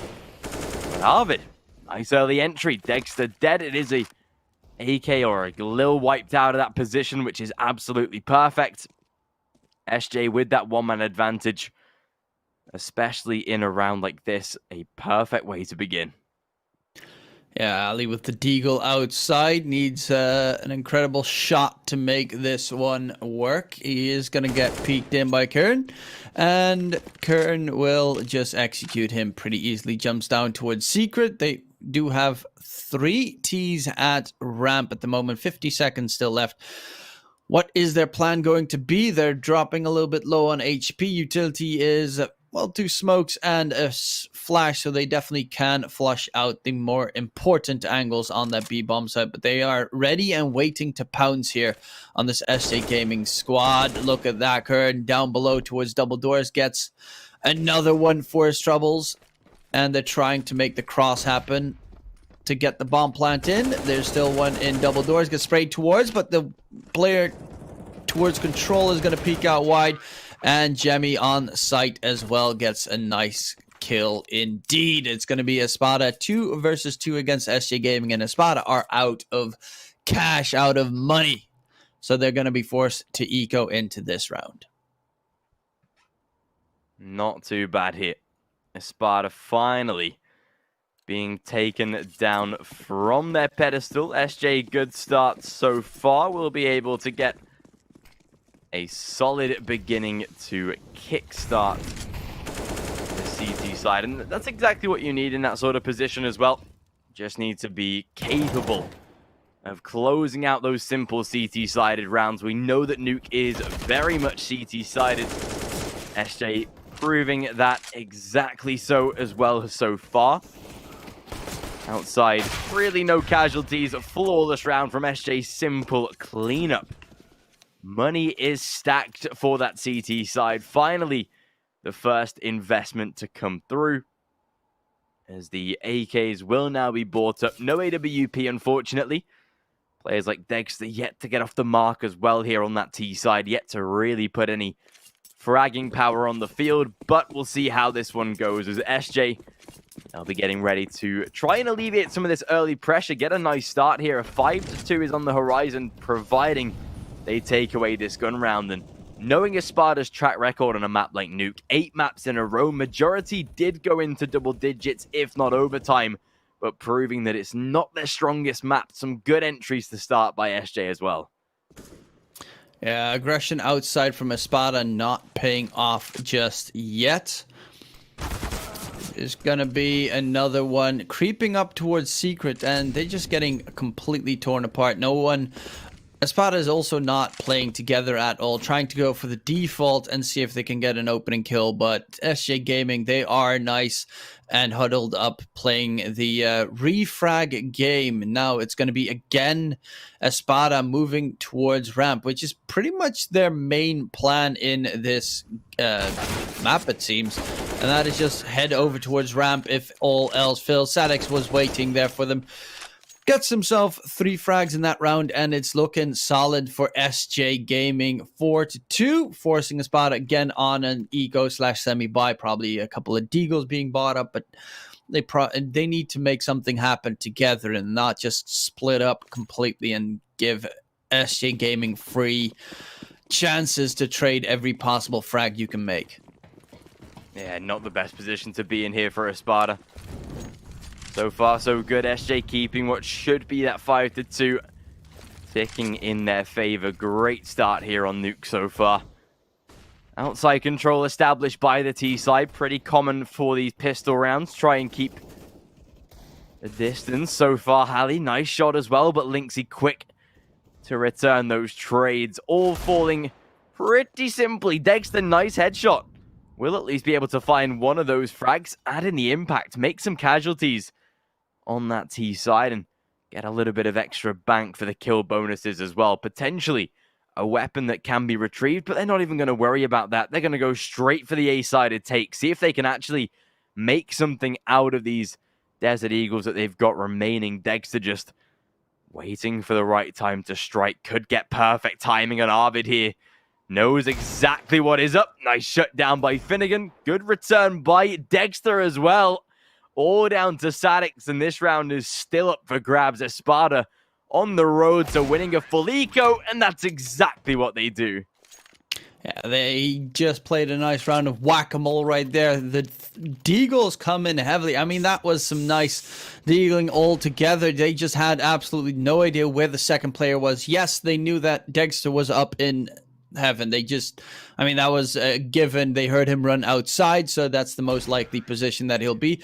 SKADE right there probably should have just gone for the jump up, because, you know, playing peekaboo on the ladder is not the greatest thing to do against a deagle on that range. It's gonna be an outside execute coming out from Espada, but Kern gets the opening kill, actually Lynxy gets the kill onto Dima right there, but a 2-man advantage again gained by Espada. The smokes are not perfect either, and Lynxy, that gap came through. It came from a CT molly, by the way. If you noticed outside, the CTs threw a molly so that the smoke would immediately open up. And now it's all on Dexter. They won that previous round, but this round they barely saw. They didn't even see the CTs, how fast it was. Flawless. 12 points of health lost across the entire round. That's how good it was for SJ. Espada straight back into that reinvestment. You can see just how minimalistic it is, though. The Galil's having to be sacrificed just to be able to put up full Kevlar and a little bit of utility, but it is nothing major whatsoever. So SJ, this is a perfect start. 5-3, a chance to reset Espada once again. a chance to start very convincingly here on this CT side. Jemmy, though, will lose his life. The opening frag found by Dexter, a good start as he tried to get aggressive, tried to push into the T-side offense and see what he could find. Not the right way to go about that at all here. Sadix, though, does have a perfect angle. The spray lands and still the trades come through. Sadix just about evades death as well. The advantage returned back to SJ. A 4 versus 3, despite some tags, they do have that one man to play with. Yeah, Saltfic is down below towards B, though. This might be a great linchpin if he can spot the other player out, but it does seem that he's just barely going to walk past Sadix, who hears the window breaking. Oh, that's unfortunate that he just was a little bit too slow. Opper towards ramp will drop that bomb, and now it's again all on Finnegan. Not much he can get done here. I mean, you kind of have to die before the timer. But you also don't want to, but you kind of do, because otherwise the economy is going to be completely done for. He is going to go for the save, so has to stay alive for a while. Will mean that if in the next round he'll have weapons, but in the full buy round, well, with the loss bonus, if he does not buy anything in the next round, he definitely should be able to buy. He does have $1,100 in his back pocket, so should be just fine nonetheless. And Espada, they're losing their T side pretty heavily, of course. Statistically speaking, they should against SJ Gaming because of the win percentage difference between the two teams. But this is looking rather dire for Espada, especially because they won the pistol and the round afterwards. And after that, they just got pretty much manhandled by the SJ Gaming defense. Yeah, this is going to be a little bit more of a simple eco. Unfortunately, Finnegan having to buy right down as well just to keep any sort of economy sort of leveled off, and will be in a minimal buy for the next round, unfortunately. So a chance for SJ to already reach round number 7, start the CT side very scarily. Espada struggling right out of the gate. Finnegan as well already taken some early damage. That's not a good way to start. Triple peek there, Jemmy and Arvid. Cleanup crew, simple shutdown. Rifle is available to potentially collect, but as they've got players controlling outside, it will be a very swift shutdown. 7-3, SJ already a single round away from winning the half already, which so early at the start of Nuke, definitely a scary prospect. Full buy to come, no AWP for the likes of Sotfik. They'll just keep dedicating into the 5 AK setup. But we need to see a change out of Espada, a turn of pace, a different strategy. Something has to change. Something drastically has to change here. They are going to go for the outside play together. And again, it's that one molly that really is annoying them on that cross, because now Lynxy is ready to make that jump to catch the players jumping through. And of course, he's not going to miss that shot. Oh, gets himself 2 right there. That molly defensive play outside is really paying off. Dexter does manage to get himself a kill. Finnegan is down below, but it's all on Finnegan. Last man standing. I mean, it looks like Espada is just getting manhandled by SJ Gaming on their CT side. It's not even getting close in these rounds. Not in the slightest. They fall for the exact same trick again. Peek out wide. Finnegan will get the kill on Arvid, but the second player nearby is going to spook him a little bit. Throws down the smoke. Does not give away his exact position, but there's a flank. Kern, will he be expected? No, he will not. Kern gets the kill coming through. And Kieran, what can Espada do? I have not seen the inner execute yet, so I definitely hope that they're going to go for an A, just, you know, the molly smokes execute on the site. That might be a possible play for them that they could use. Yeah, we've not seen much of any sort of executions, unfortunately, for Espada. It's been pretty dry so far for this T side, unfortunately. Again, Harley's definitely going to have, you know, I wouldn't say a negative effect, but definitely changing the outcomes of these rounds. Sadix will get away with the first, although this time, finally, some good trades in their defense as Arvid will take one. He's down to low. Finally, a chance to break through here onto the bomb site. Jemmy just about trading one of those frags, but all down to a 1v2. Finnegan will get caught out, but will lose his life. Finally trading back the victories. A 4th round on the board for Espada. And finally, something worked. A turn of pace to catch off SJ. They find themselves a victory. And it's again the ramp. It's like their favorite area of the map that they just tried to take by force. And this time it did pay off. They did a lot of damage and they didn't lose too many players. That is most crucial there because, of course, if you jump through a smoke, there's a chance that you might get completely triple man sprayed down. Outside, there's going to be a peek. Soltfik is alone. Kern is nearby at red, but he does not expect the player pushed up towards red. And that's going to be the opening frag for SJ Gaming. Espada are trying to crawl their way towards ramp again, but this time Lynxy is already stationed ready with his big green stick to get the first player off. And Sadix chimes in for the second. And again, I mean, they might possibly get themselves around. Well, most likely SJ Gaming is going to be able to secure this round. And every single time that Espada managed to get themselves one, they immediately get annihilated on the other side. Yeah, this is so unfortunate for Espada. Their sort of common current pattern right now is win 1 round, lose 4, get a victory. That's what we've been seeing so far. And well, it seems like that might just be somewhat of a possibility to end off this half as well. SJ having a blinding performance so far. Able to confirm a pretty quick 9th round, breaking the side of Espada once again. It is money that is treacherous. Not a lot in the reserve. Not a lot built up either to be able to keep them safe for a upcoming buy round. So the save is pretty paramount here for Dexter to save any sort of rifle into the next round. Need to be keeping that AK posted. Has a decent set of utility as well to carry over. So he'll collect all of that into the next round. We'll get absolutely nothing in terms of bonuses.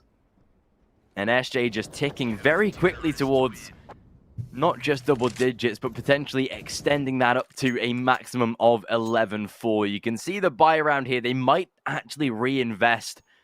Players like Sotfik, Finnegan, Dima can get the AKs with the Kevlar to back up a player like Dexter. That's exactly what they're going to do.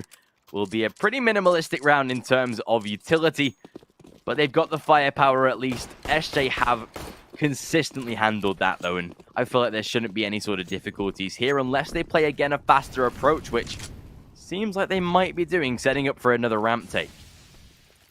Yeah, it's going to be that quick ramp rush again. Nade to try and hold him off. Look at the damage dealt by that nade. Falls back, saves his life as well, and it's going to be well, a little bit of map presence gifted to Espada, but the damage that he took in return definitely does trade it out nicely. And what is Espada's plan going to be? Is it just going to be the straight B push to come through? They have one player towards lobby still, it seems, and the rest all grouped up towards ramp. So yeah, I do expect it to be that beat push. The player towards lobby got taken out already. Sadix playing an off angle, gets himself 1-2 kills for Sadix. Jemmy is down below again toward, everyone's playing that angle right now in this game. He will manage to get the kill though. Jemmy gets both. And Espada, well, I just don't see anything coming out from them on their T side. SJ Gaming will be on double digits right now in Espada. This is looking very troublesome for them. Especially that they're getting bomb plants down, but not particularly doing too much else is the worst part. That is their second plant of the half as well. So a very treacherous sign, although it does come at a good time. Gives them plenty of economy for round number 15, final round of the half here. AK's up. No AWP again, not being able to play that, whereas SJ have been solid every single round so far for that buy round. A This is looking absolutely perfect. I mean, the one thing that we've very rarely seen, well, that's a very good pickup. Through the smoke, as far as I could tell, to close out Lynxy there. That's a good start. If SJ can retrieve that AWP, maybe a chance to put it in somebody else's hands. But Espada, for the first time in a long time, they found an early entry. It's a push forward towards ramp. Not really that surprising there. They managed to get another kill from Sotvik on to Kern, and they might actually manage to get 5 rounds in their T side. Finnegan catches another player off guard trying to get aggressive from the CTs. And honestly, don't think Arvid and Sadek should be able to recover this one. But with how the game has been going so far, it would not surprise me, to be fair. And let's see if they can make anything happen on this CT side. Of course, B is going to be the site that's going to get planted up. And they're going to most likely play for the retake. Arvid gets himself a kill down below. Playing around double doors, will not manage to get the second. Now it's all on statics, 1 versus 4. Very tough to ordeal to win through. Definitely don't really think that this is possible for him with the positioning, the time ticking down, and everything along those lines. So it should be Espada on 5. Honestly, it's still doable. 5 rounds on the T side. CT side can definitely come up massively, but the big problem here is that Espada on their T side just not showing any ingenuity, nothing special. It's just ramp rush every single time and hope that SJ Gaming lose the fights. Yeah, that was how they really got the brunt of their rounds, which is a scary sign.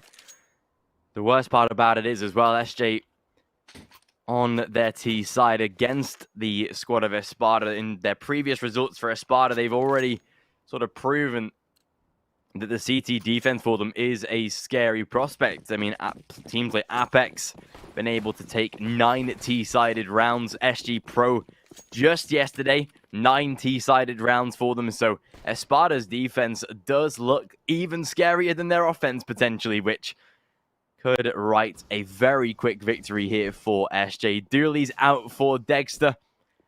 We'll be picking up the exact same weapon that Jemmy did in that first half as well. But SJ this time playing a lot of utility toward that A bomb site. Full outside control. Finnegan seems to be somewhat aware of the happenings here, but can't really connect too much. Sotvik tagged in the process as well.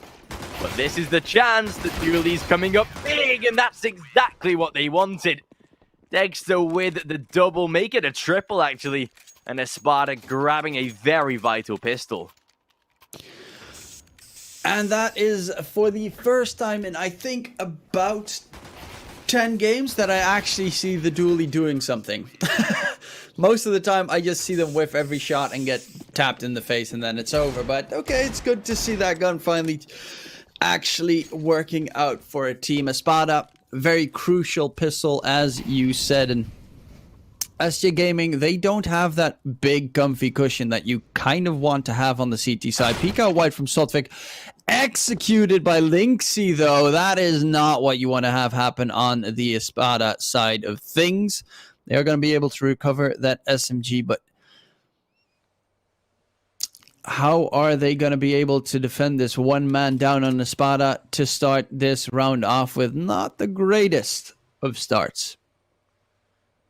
Yeah, especially with SJ on that force buy. This is now looking risky. Utility isn't particularly too great for that CT side either, especially in terms of offensive grenades. The single incendiary to only really inflict some damage, so it does all come down to the pistols, to the rifles here. Can't be able to extend the peak. Flashbang was good. Good trade by Yemi there as well. Halley dropped down. Does get traded though. The advantage finally retrieved. Sadix has to be very careful this time though, as Dima down to 42. Has the FAMAS in hand. Will not matter.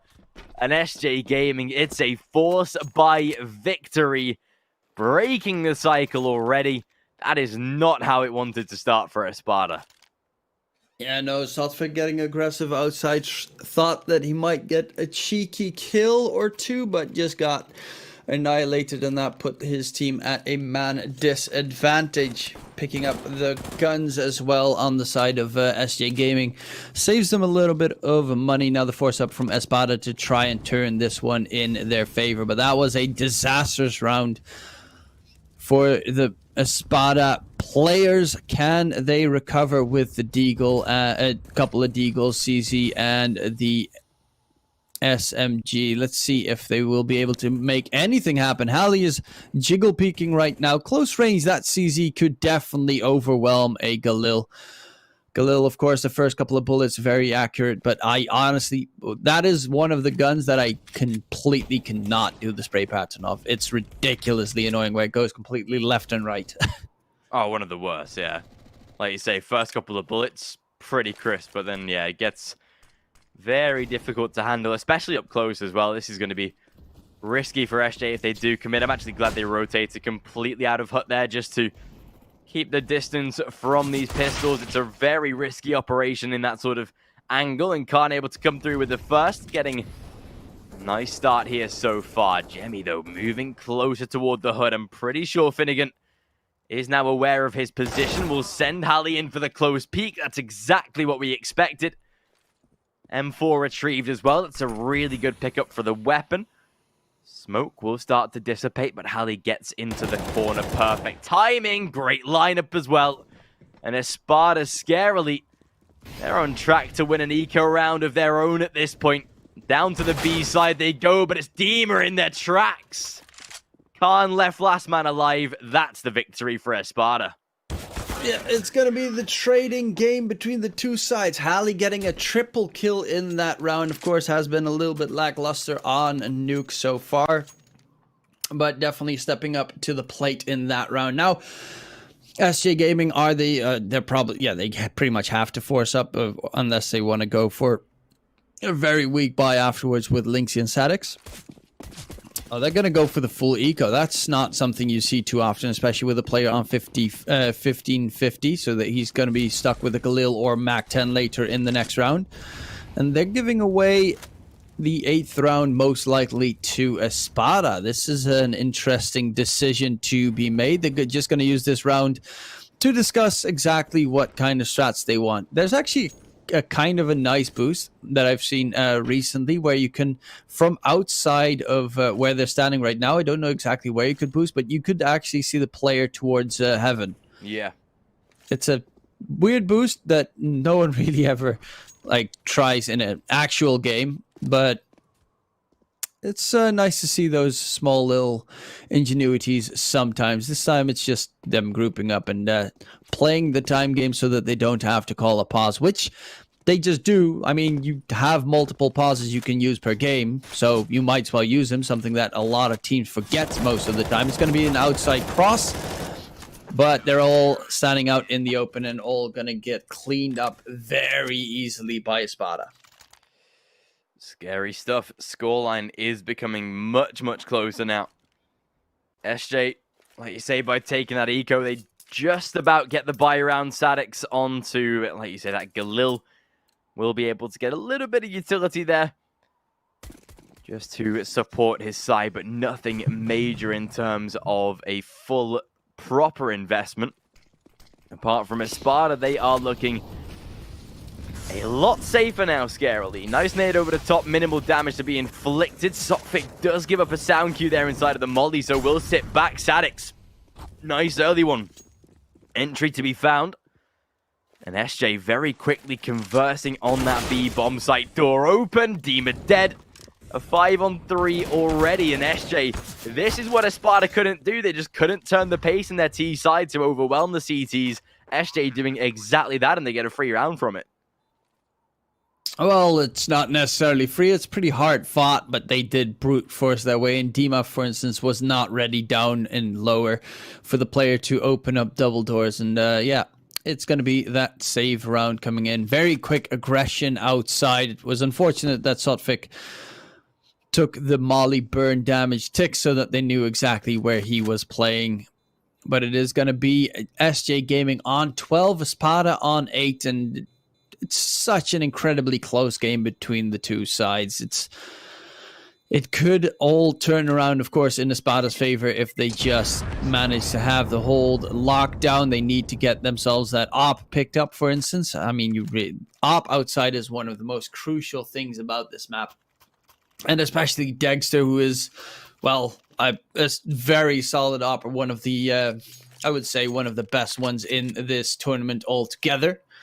So definitely want to see him use that big green stick. He did go massive with, I think, 27 frags on Mirage, and they really need him to step up his game and carry his team to victory. Yeah, you're going to need a big performance here out of Espada, and that's exactly what we wanted to see. Dexter getting that early entry as Khan tried the vent dive. This time not successful whatsoever. They'll fall back as they get that first frag as well. Espada, no reason to now overextend into this type of position.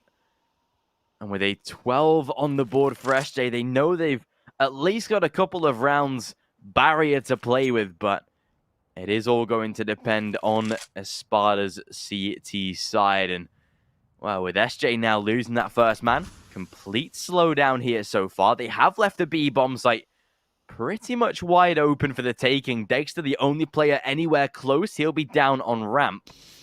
They have got Sotvik watching outside and just being aware of that secret cross potentially. But if the timing is a little bit off, they could allow Espada to have themselves opened up here. SJ could be down into that secret position if they're not careful. But with 40 seconds on the clock, seems like an A-side attack is on its way. Sotvik using the smoke to his advantage.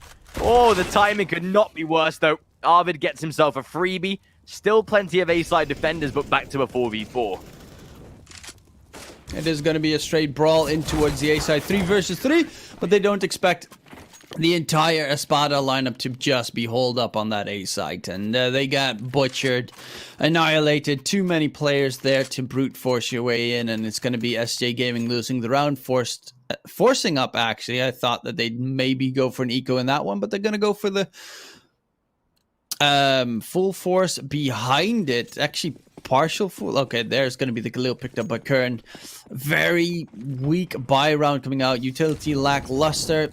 Are they going to go for the strat that worked in the past? Just a straight up outside rush, for instance. We do have one player there, though, in Sotvik to try and keep an eye on that. They also have Dexter, of course, with the big green stick aimed and ready towards outside. So it is going to be rather troublesome to make that cross happen safely. But SJ Gaming, if they lose this one, then you're looking at most likely a 12-11, and that is scary territory, especially because Espada is going to be on their CT side. Sotvik playing credit card right now. They crossed through. Sotvik gets tagged a decent amount. Ooh, down to 5 HP. Hallie jumps down below. Dexter gets a kill onto Arvid, though, and Hallie falling all the way back towards that B bomb site is going to be playing on top of the rafters there to try and stay safe for the time being. But lower secret has been gifted to SJ Gaming. One player trying to go for the flank outside. Dima's going to go for the peek, and he gets both of them. Takes them down, and now it's all on Kern and Sadix to try and clutch this one out for the SJ Gaming squad. There is a flank going all the way towards ramp from Sadix, see if he can make something happen, but it's going to be very troublesome to try and surprise this Espada lineup. Yeah, even if they lose that sort of one player in the offset, it will not make too much of a difference. Would just be better to go for the save here at this point. Khan will be able to find at least one, but traded instantly on that CT side. It is back to that 1 versus 2, but with 5 seconds, yeah, no time to get that bomb down, unfortunately. Will not make any sort of difference. 10 on the board for Espada. Money is limited. And Sadix, by saving that AK, sure, he carries a rifle over, but completely breaks his own economy. Like you said, 12-11 should be on the way. SJ, we know they've got an inability to close out games sometimes, and scarily this is starting to look like one of those.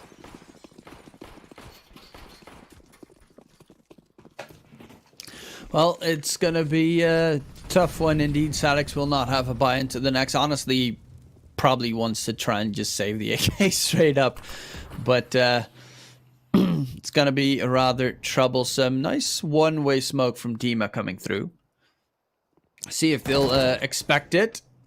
He gets a tag onto Sadix, falls back a little bit. It's going to get some backup from his teammate with the big green stick to try and guard that ramp. I mean, they know exactly what their favorite plan is, and that's go aggressive on ramp. So they kind of expect SG Gaming to do it as well. But SG Gaming have not really thrown any ramp aggression out. They even prefer going outside most of these rounds, and that is going to be their plan again into this one. Of course, with only one AK on their side, don't really think that they should be able to get that much, but I have been surprised by lesser weaponry in the past. Let's see how it pays off. Salt Fake, the flash comes out, we'll get the AK dropped, op shot missed, and they're pretty much going to be playing hot potato with that AK. Another one's going to peek, gets shut down, and then another one's going to peek with the AK, gets shut down, and they're going to try and do that exactly the entire time. Not working out whatsoever here. No casualties as of yet. And of course, there won't be. 12-11. Espada scarily are on the path to victory. SJ Gaming, they are slowly starting to drop out of this map right now. And this is not a good sign whatsoever here. Even with the stand-in of Halley, he's pretty much pulling his weight, which I was not expecting from a coach that we haven't particularly seen all that active. But he's definitely at least keeping his side somewhat in the game at this point with 10 frags. It's pretty decent numbers. He is at the bottom of the, well, near the bottom of the leaderboard, is actually out-fragging Sotfik at this point. As outside control is taken, Jemmy first frag. That's a great entry, but the lineup this time not paying off. Dexter good return. Up through the vents they go. Finnegan nice frag, but will not live to tell the tale. It is back to a 2v2. They understand where both of these players are now. It's Vision that has been spotted. A rotate down to the B side. Oh, that Molly Dima burning down and taken down by Arvid. Dexter with the op has to go massive here. Does he expect the off angle down below? The player is actually going up towards the A bomb site, it seems, to go for the plant, but there's the flank on Dexter coming through, and we'll be able to shut him down. Nice round from SJ Gaming. Very quick pace after that opening kill, but again, it's Sotfik just stepping in the molly outside, and Jemmy completely knew that he was there. I mean, the moment that you hear that molly tick sound and you don't hear anyone running away, you know he's still around the area, very close to you, so he just crawls past the smoke. And Sotfik was unaware of the possibility that he would just be right behind the smoke as well. So good round from SG Gaming. A little bit of a fumble there from Sotfik, to be fair. But nonetheless, nicely done by the offensive side on Nuke. Especially now in this sort of position, do have to be very careful here for Espada. Their money tentative in this position. They've got to be aware of their surroundings if they do wish to stick around on this map right now. Sadix did have vision on that corner.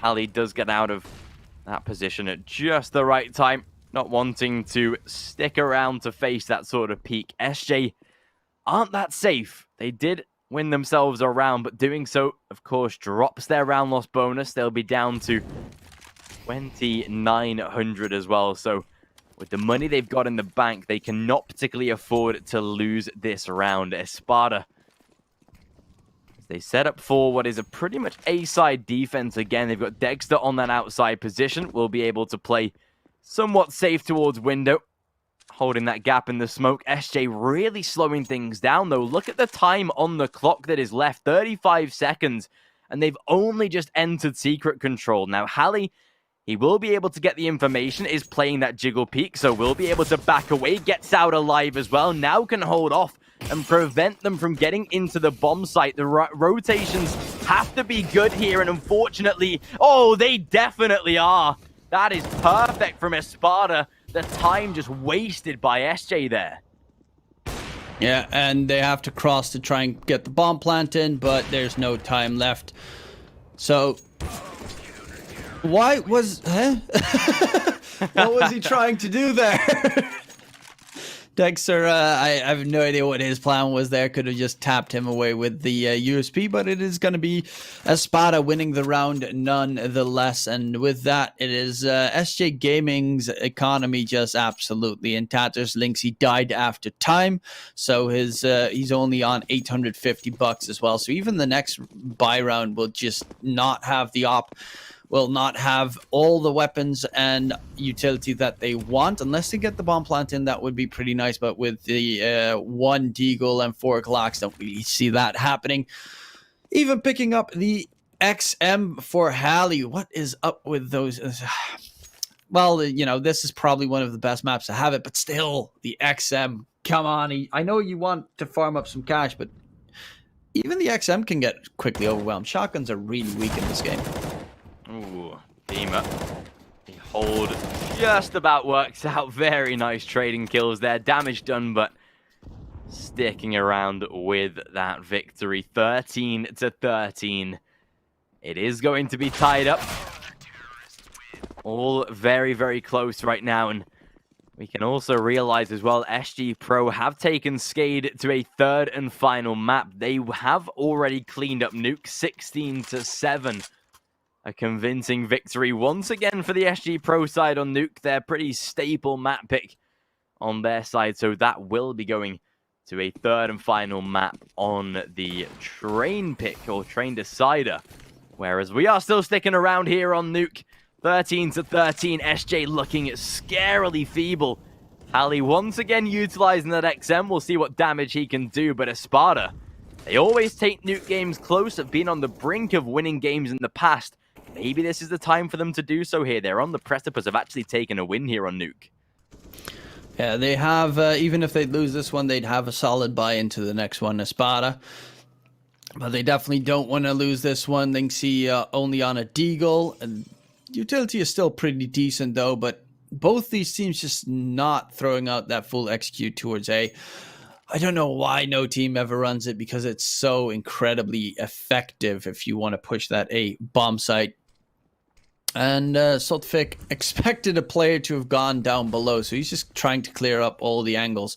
Now spots A, no one's here. Time is ticking down for SJ. We saw it in the last round, the last buy round as well, where they just ran out of time, and it's looking close to being the same problem right now. They only have 40 seconds left to execute onto a site and get that bomb plant in. And the longer the wait, the harder it's going to become. Espada have a lot of utility still left. That molly from Dexter could be pretty massive as well. It does seem like it's going to be an A execute. And that is, well, they're going to have to brute force their way in right now. CTs do have the T's. The time is 17 seconds left. They will get themselves 2 kills for the CTs. Bomb site has been cleared. Whiff shot from Dexter. Time is ticking down. That molly is going to do some burn damage. But actually, no, it's going to be completely whiffed. Jemmy gets the kill. Soltfik is trying to jiggle peek towards vent. And somehow, with the time ticking solo, SJ Gaming managed to get themselves on to the bomb site. And Hallie and Soltfik just trying to, well, save their web. Well, actually, Hallie's just trying to find a kill. But this is just save territory for the Espada squad. And SJ Gaming getting themselves onto 14 rounds. Yeah, their first victory in a sweet minute here for the SJ side. Hallie just seeing if he can get a couple of exits potentially. Find some damage, but not even possible. XM not paying dividends this time. Soltfik will save himself an AK at least to carry over.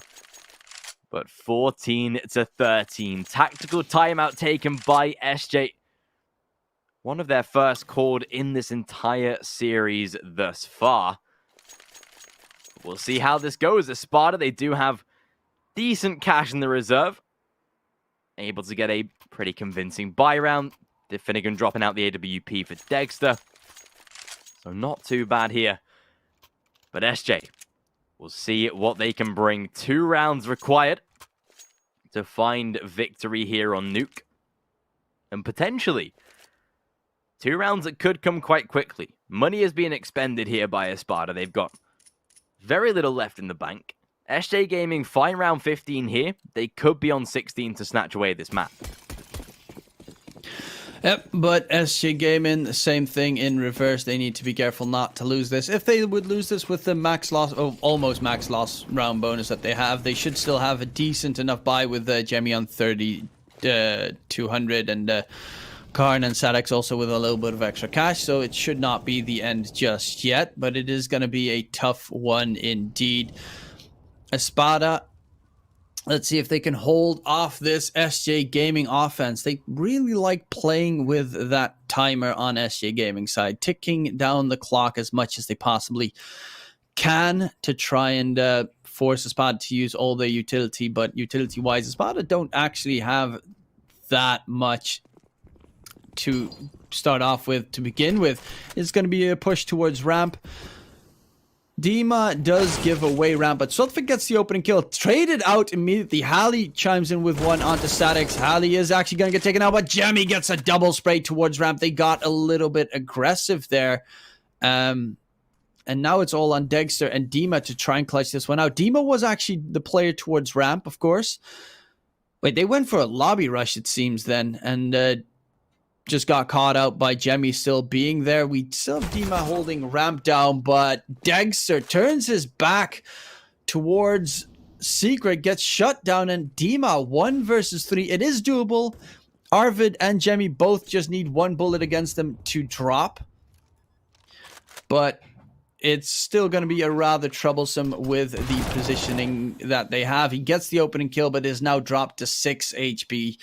And this is problematic. We'll get the spray through the smoke to secure a kill. Nade is going to whiff onto Lynxy. Time is ticking down. He is going to head over towards heaven, but with the bomb planted and the HP difference between the two sides, it's going to be troublesome.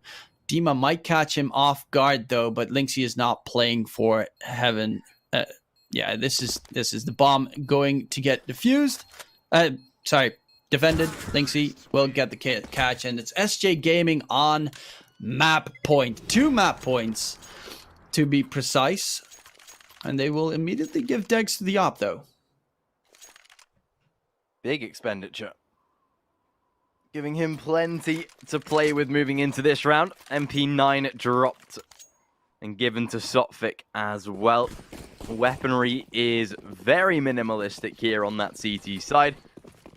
Looking like SJ might just be able to actually close out Nuke and again keep up the spree for Espada. This would be 9 maps in a row lost, unfortunately.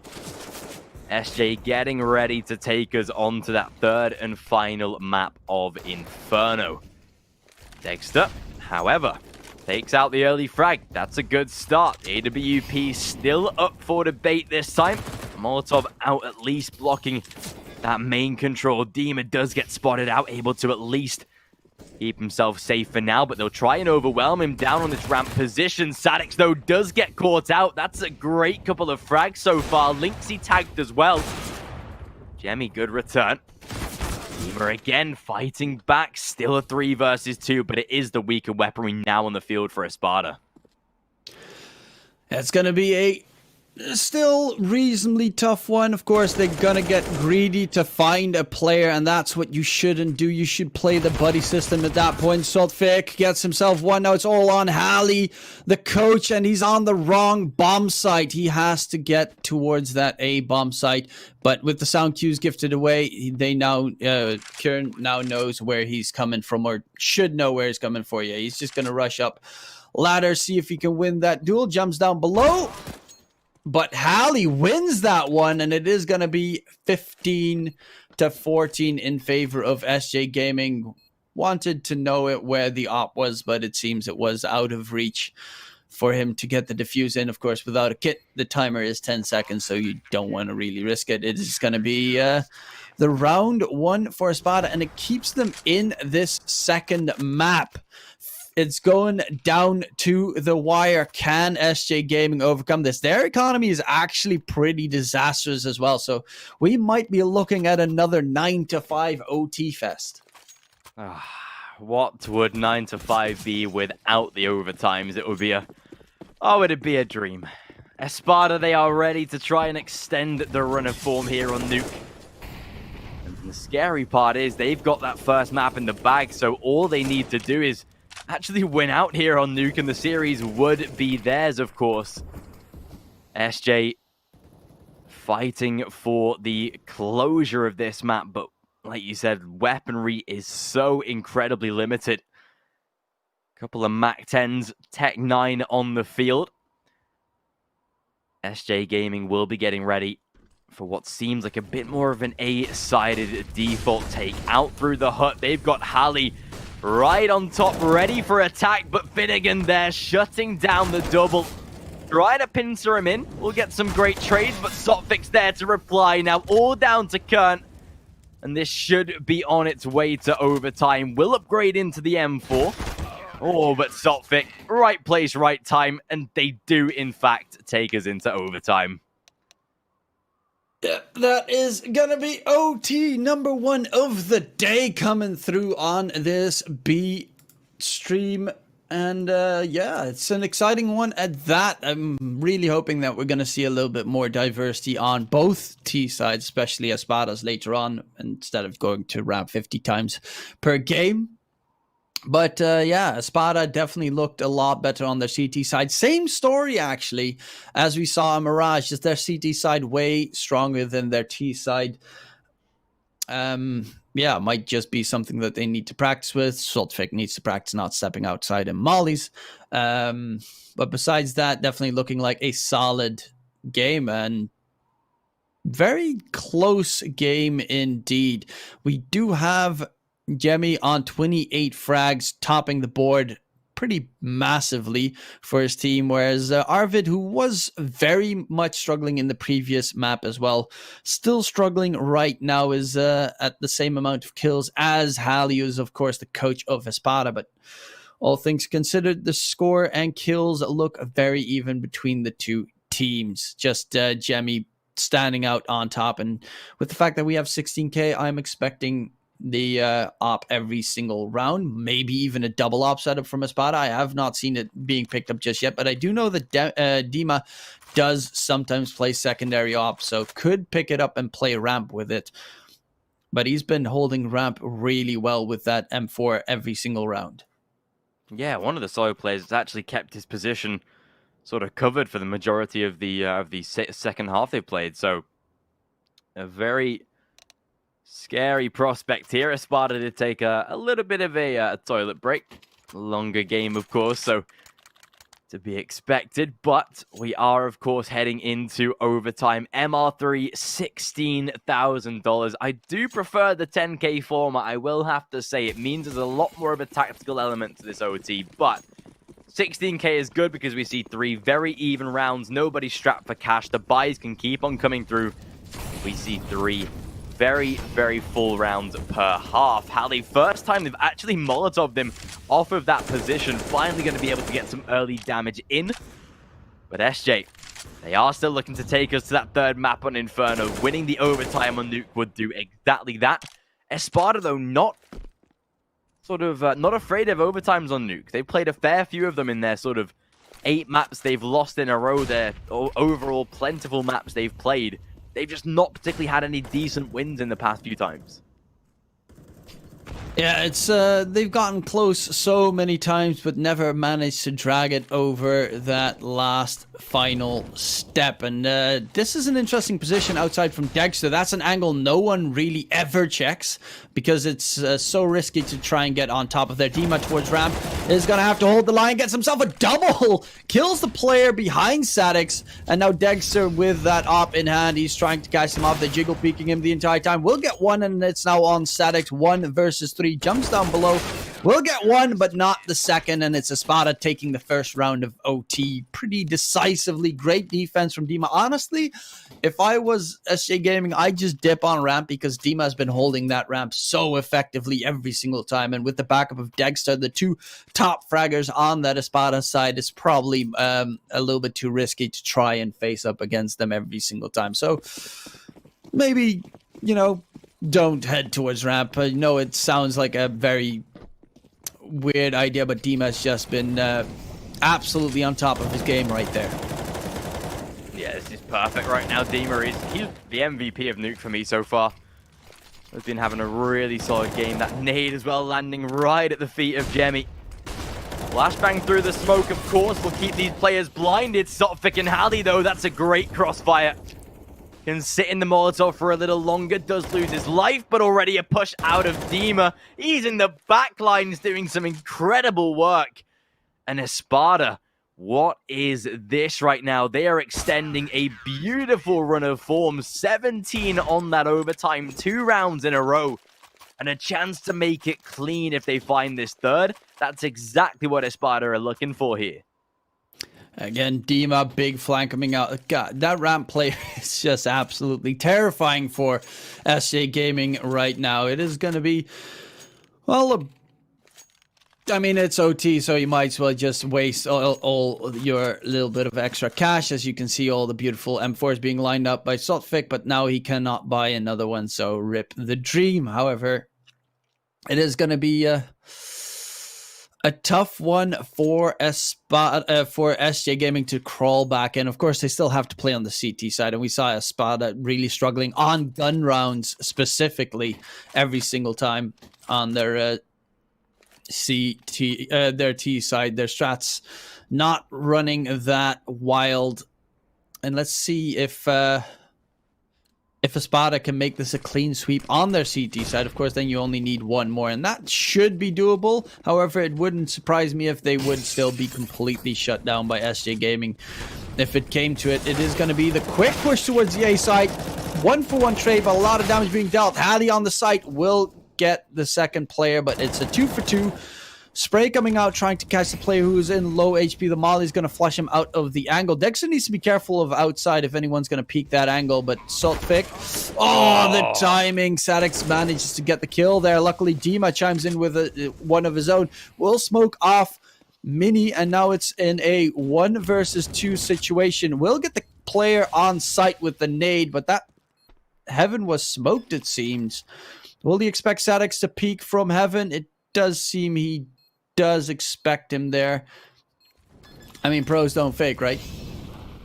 Oh, that molly. No, the molly. No, the molly. That's so unfortunate. Does not spread to his feet. Dima clutches out the defuse. Oh, Espada, what a dream they've just had. Sadix, that's unfortunate. Did not land the molly. Espada take all 3 rounds here. Yeah, and Dima I think he got at least a 2K in all 3 of the overtime rounds, so absolutely stepping up for his team when they desperately need it. And pros don't fake, pros don't fake. Now that was a nice one, unfortunately, with the molly just not hitting the mark there. He did not have the sound cues that he was still sticking it.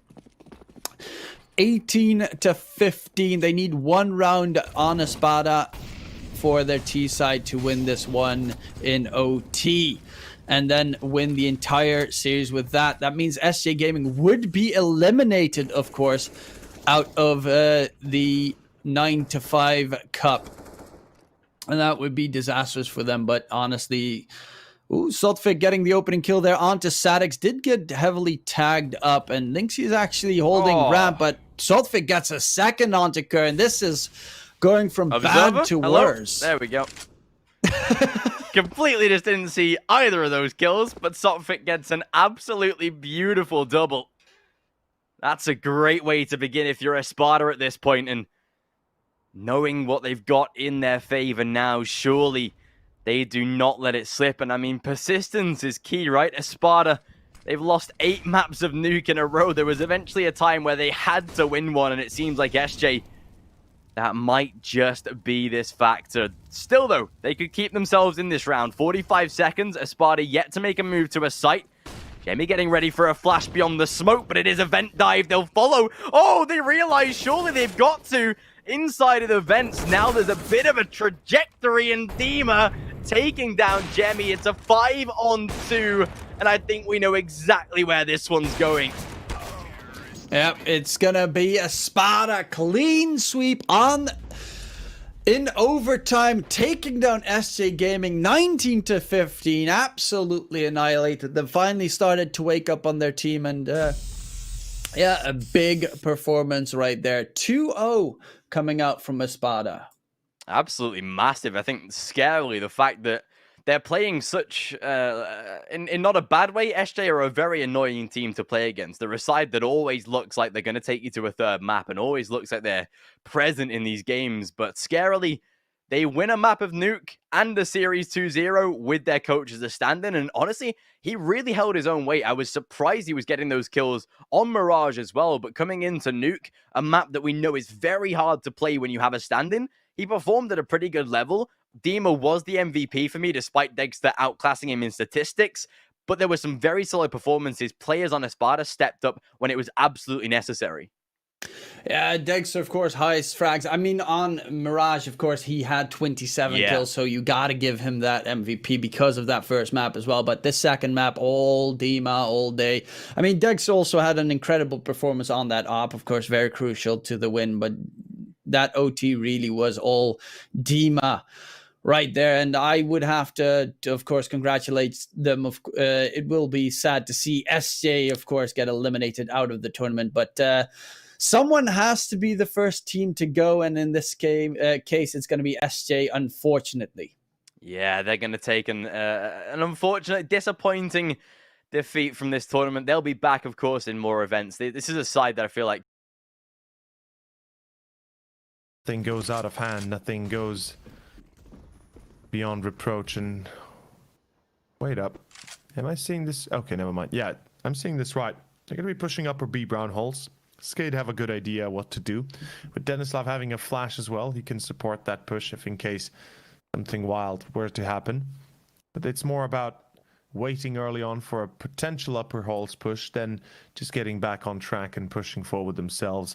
Now, of course, SG.pro have realized what's up already. They've taken a site, they've literally walked onto it, and they have nothing to fear here, nothing to worry.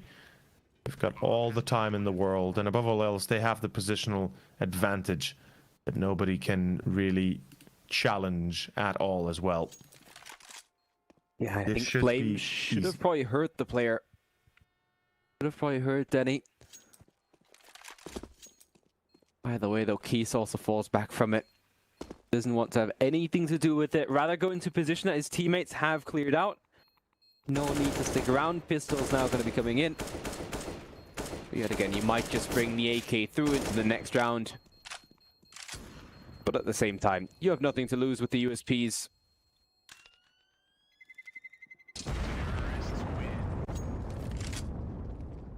Indeed. Not much to be concerned about. And this is the first real challenging round here for SKADE. The AK still saved up from Denislav will help them at least in certain degrees, but this is where things have to go well. SKADE, they need at least a little bit of an early start. We saw how quickly Nuke went against them. A 6-9 half was, you know, okay, salvageable, but they never got beyond that 7th, and they never really got more than one round on their T side, which in itself is concerning. So let's hope to see a bit of a turnaround. SKADE cannot afford to lose this without at least extreme repercussions for SG.pro, economical and otherwise. I could see this going wildly wrong otherwise. Again, CT's not in a position that they can dictate the pace. Duplicate, he's good for one. Spellin holding the line from the back seat. He's at least getting something done. Spotted, I believe. As now SG.pro man down, but they still have a chance to make it happen. Keys ends up finding Rainwaker. Already players close though. This is going to be interesting from Denislav. The question is also how close can he get? How strong can he get? Spell and Denislav both finding their kills. It's going to come down to Dire, and he's going to be picked up by Spellin as well. Denislav has a kit, no problem then with the defuse. The second round here for SKADE is an important one at that as well. They need to start winning consecutive rounds on the CT side. Still, money going to be an issue going into this next.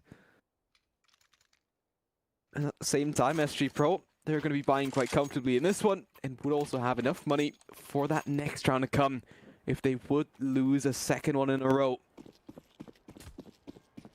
And that's a point where SKADE really needs to be there and be consistent. Absolutely. And we can already see right now it is going to be a bit of a quick take by SG.pro towards Pop. They're looking for brown holes as well, and with only a single player being there, this could be a problem. Duplicate cannot be caught, and unfortunately for Oxygen, not the same can be said for him.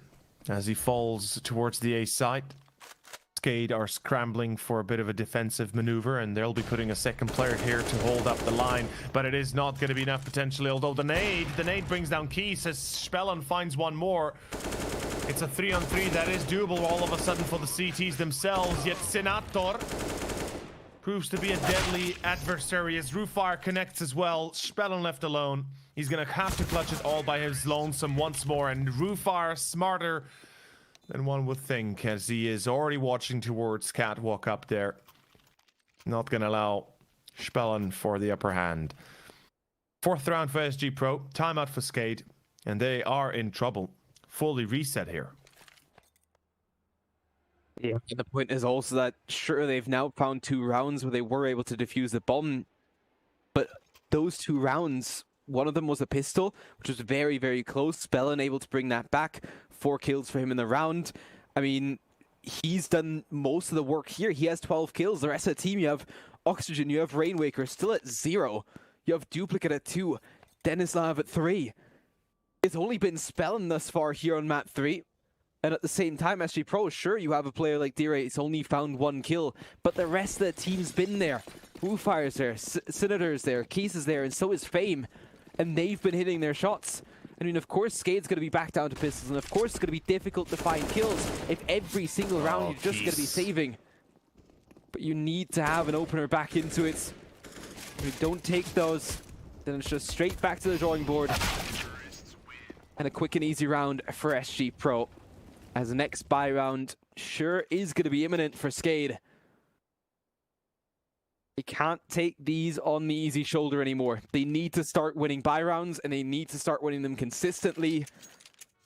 Otherwise, SG.pro could easily go double digits here in the first half. I mean, sure, that's been a reoccurring theme, especially on a map like Train at this level of play. However, even here in the tournament, it has been more CT-sided than we usually see at like these, well, lower tier 2, upper tier 3 tournaments, I guess.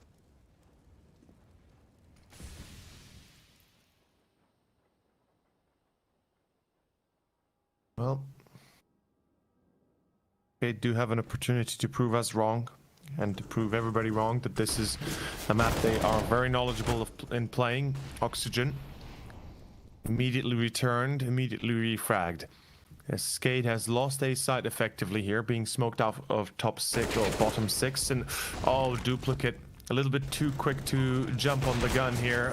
Spellon as well through stop sign. He tries to be cheeky, goes for the peek instead. He gets absolutely demolished, and Rainwaker, with a blink of an eye, he is left alone in this, having no control, having no choice but to get the hell out of there. This is a disastrous loss for SKADE as they lose another gun round. And the numbers keep on piling up for SG.pro. 6 already this early on. And with this good of an economy starting to be built, it is looking dire for our Bulgarian brothers. They are down a notch, and 0-7 for Rainwaker, 1 frag for Oxygen.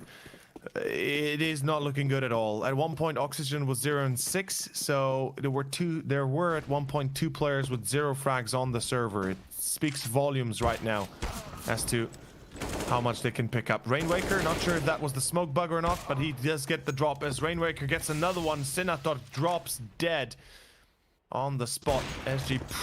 Whoa, what a beautiful shot line by Keys, though. Checks top 6, spots the top head, and, well, top-notch shot. Yeah, and Denislav's reaction there was great. Just kind of looking back at his teammate. How did he just die in the end? He's all by himself. Spot Swan. He's now known, already tagged down low. This round, no headshot coming out from Keys. But it is going to be D-Ray to find that final kill. 7-2 here is SG.pro looking to run away with this game. SKADE themselves. I mean, you have the double op setup. You have everything at your disposal that you could wish for on the CT side. Solid amount of utility as well. And well, the T's, they have even more at their disposal. They have all the utility in the world and plenty of money still in the bank. If they were to lose 2-3 rounds in a row, they're still going to be putting SKADE under pressure every single time and making it just as expensive. So even if SKADE win a round, and SG still get like their 3-4 kills, yet again, SKADE's going to be down in the gutter in the next round to come. And I'm sorry to rain on anybody's parade when they're supporting SKADE, but at the same time, I mean, SG.pro have just been so dominant. Yet again, the first 2 kills go the way of Rootfire and Senator here as well. And this one here, SKADE, just not on the servers. Denislav finally finds one as well. Spellin looking to be effective with his op. Oh, the shot. The trade of HP. Keys getting tagged, Denislav likewise, but look at this. B side's already lost and they know it. 2 players are watching the line towards connectors. SKADE, you have no business even wanting to retake the B side anymore. No positional advantage, no HP to work with, no kit, no utility. Get the hell out of there, save what you can, and hope for better days in front. But as you said, to rain on anybody's parade would be bad, but unfortunately in this case for SKADE, they don't just have rain, they have hail on their parade, and it doesn't look like they're going to get any better anytime soon. A little longer, and there's going to be a tornado starting up. So SG.pro, they're not letting off the heat here. 8-2. This is such a dominating performance. I didn't expect him to be able to pull it off like this. Truly, I had hoped for a better show of quality out of SKADE, and they lose one more here. It's truly a disaster. A disaster, and it's full, like, it's just it's all falling apart. It feels like they've lost hope, and they can't, like, they are losing aim duels every single round as well, which is even worse. Yeah, and I mean, sure, SG.pro might have a bigger share in this when it comes down to actually, well, on their own accord, playing Train a little bit more. I mean, at the same time, SKADE just not really in this game. Haven't really had any effect just yet, and yet again, Fame, Rootfire finding their kills, sure, duplicating with one. But how effective is that going to be? Is it going to bring the round back to SKADE? I hate to be pessimistic here, but it doesn't seem very likely. Sure, Oxygen now do some damage, but in the end, he falls to Dire. It's all going to be down to Spellin. Op in hand right now, still on his back. I mean, it's 8-2. SG.pro looking like they're going to go double digits in the next... Well, the next round coming up already, I'm guessing. As this is very disappointing, as we kind of saw 2 interesting games. Yet again, both teams not really getting into the game on the map of the respective others' map pick. But I mean, still, 16-9 to 16-7. I did not expect it after half times that we did see of, what, 9-6 and 8-7? On map 2-1, something like that. Not something that I would have expected.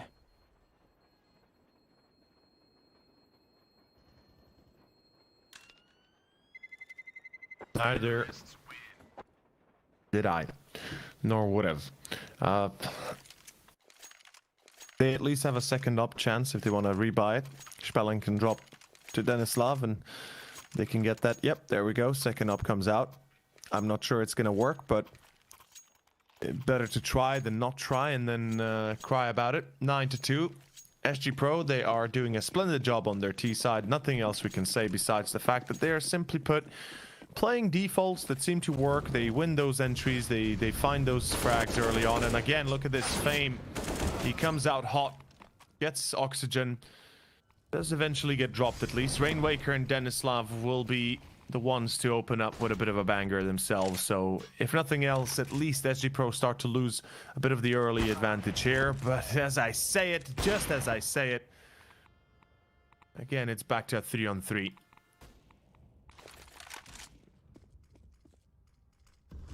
Bit of a disastrous outcome, it looks like. Oh, no way.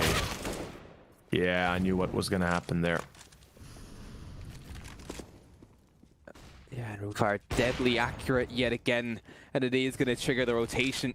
Bomb, of course, also now on its way over towards B. But at the same time, now all of a sudden the A-bomb site is clear. Down top dog they go, and Rainwaker will be found by Rufire. Well, this is taking a stark turn now. 7 rounds in a row here for SG.pro. And a game that has turned to dominance here, and that's why it's so important to get your foot into the door on the CT side. And once you don't get into that rhythm, you have no chance, and the T's will just run away from it. The question is, can SKADE play just as strong on the T side as SG.pro have? Or is that something where they will just take the 1-2 scoreline in the Swiss system? And in general, I mean, they're not that close to elimination just yet. It's not like we're in the elimination game here. They still have another chance if they lose this today. We'll be playing tomorrow. Just the circumstances will be a little bit more comfortable for SG.pro. Right now, though, Rainwaker, Duplicate, both getting their kills in. Finally, yeah, you say it. SKADE back in it. Can they hold on to it, though, or is it going to be Dire, Case, and Rufire to rain on their parade? And to stop them from there on out, it is going to be Denislav to at least find one. 4-on-2 here. Dire going to be denied from making it out. Bomb's going to be dropped there, and Rufire trying to push up, but it is going to be Oxygen to close things out. 3rd round, after 7 in a row for SG.pro. SKADE, maybe just with a chance to get back in. But I mean, still 10-3, 10-5, if that would be our scoreline at halftime. Would be a strong start here for SG.pro on the decider. I really don't know how I'm feeling about this. It's already a devastating loss SKADE is taking on the half, no matter what they do here, but 10-5 would at least make it a little bit easier, you know, would dampen the fall. But Keys, there we go, opens it up again. That's one of the ops out. Rufire might be tagged, but Oxygen will be lost in the translation. Sinator a double. What is going on here? Duplicate comes in to chime in, but this is a devastating loss they're taking yet again. And Rainwaker, they already know where he at. Good spray, good tag, but again, doesn't last longer than that. Doesn't last longer than just a frag. And Fame coming in the flank. Duplicate does not expect it. Of course, SKADE back to 3 rounds, back to no money, back being broke. It's Yeah, it's the last shot of first half now. Of course, they can force in everything they like, but still, I mean, after a strong round in the last one, where they were holding back, where they were just getting their kills, I'm not sure why they were trying to press the issue, putting 2 players close in that were trying to find those kills. SG.pro all of a sudden back in with headshots, and you lose 2 players, and as soon as the T's have the opening towards the site, getting the first 2 kills, it's generally a strong performance from there on out. Senator drops down to 42, still finds a headshot onto an aggressive Oxygen. The last round of first half, and it could be 12 here for SG.pro. It looks like it could be those Spellen, at least able to find one. A bit of a tag up. It's not enough yet, though. Rainwaker helping out perfectly, finally. And again, they at least find some success in the most dire of times, though it feels that it's not enough, not nearly what it needs to be or where it needs to be. Rufire 1-on-3. Does have the bomb as well. Yeah, he's got himself the chance. Sprays up.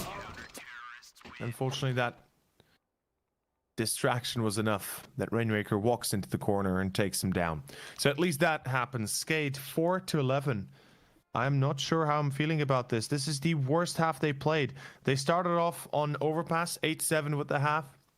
Then on Nuke, they were down 6-9, and now they're down 4-11. It's just getting worse with each passing round, with each passing moment. And SKADE is losing confidence, it seems, in themselves. But we are going to have our second half or our second pistol. Let's see if SKADE can at least secure that. They got the first. Let's see if the revenge is really best served cold, and can they make a comeback? Well, we're about to find out. Here we go. Let's see how this one will actually come down in the end. The pistol's so important. SKADE needs this. Otherwise, I mean, SG.pro, they're 5 rounds away from winning the series and moving on 2-1. Maybe, who knows, qualify to the playoffs tomorrow. B-Ray, though, already spotted out here towards the B bomb site. He knows that there's 2 players there, but they've already fallen back, and he can take that to the rest of his team. They're ready for it. Fame is going to find one. No quick rotation coming out from them. Fame going to find a second, as Senator also chimes in on the pistol. Second on him for here as well, as it is going to be Rainwaker. 5 players surviving for SG.pro as they win the pistol. Their 5th pistol in this best of 3. And that's one way to put it. That's one way to start on the CT side. It's not over just yet, as of course SG.pro were able to win that T-side pistol. For that T-side force then in the comeback there as well. But of course, SG.pro earlier, they were able to get that bomb down. They had a little bit more to work with on that T-side. Unlike SKADE, not a single kill.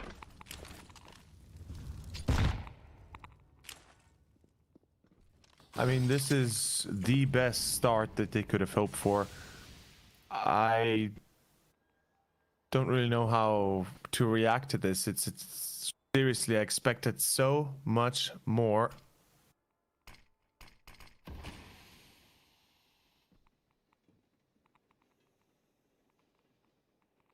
I don't know.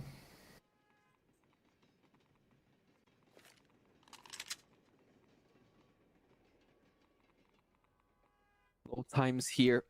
SKADE just wondering where they can go with these pistols. Senator is giving them the space that they desperately need. Still, the Roofire and Fame both coming into the kills. Fame up top is going to be spotted out by Oxygen. He's been strong on the Deagle before, we remember. If we look back at Overpass, still close in our memories. Position here for Dire could be big. Bomb is going to be planted, however. The kill to come out. And with that bomb plant, you surely also expect the player to be over towards Pop Dog. As you said, he has been spotted. It is going to be a 13th round here, quite comfortably for SG.pro. They're just taking their time, getting the weapons. They have a kit at their disposal. Not that they need it. And this surely going to be it. What do you do to not give up here?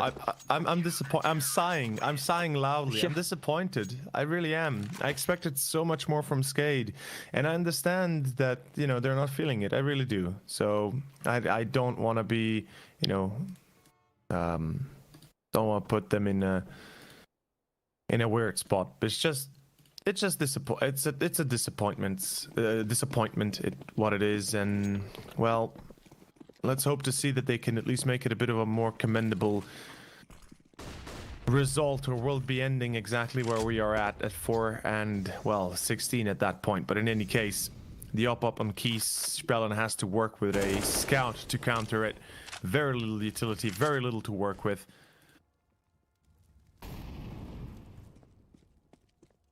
Let's see where this leads to. The thing is, right now, they of course are still trying their best. Rainwaker and Keys both trading kills. In the end, Keys is going to be tagged down low just to 11. However, finally, the bomb's going to go down. Denislav's going to find a kill. Rainwaker's going to chime in. Spellen as well. It's all going to come down to Fame. And in a 1v3, this might just be a 5th here for SKADE. I did just go back in our stats as Fame might just try to get this back. Let's just stick to this round. As right now, 78 HP. Bomb's ticking too much though. He would have had a kit, but it is going to be a round 1 here for SKADE. Can he still find a kill at the end of the round? Make it a little bit more expensive for the T's. He does spot out Spellen, and that's a free kill for him. Moving towards CT spawn, and he's going to grab Denislav as well. There you go. That's one way to put it. But I did just go back in the stats, and actually an 11-4 first half loss on the CT side wasn't their worst. Their worst was also getting a Russian side all the way back in July here on Train, where it was 3-12 at halftime, 3 CT rounds. It ended up being 16-10 at halftime. So they did also end up losing that one. They don't see them even making it back to 10 in this one at the moment, depending on how SG.pro play this one. Today, whew, that cut it a little bit close, but SKADE, they got onto B side, so they have themselves a little bit of control in their hands. They have something to work with, something to grab onto. But the Kobe, no way.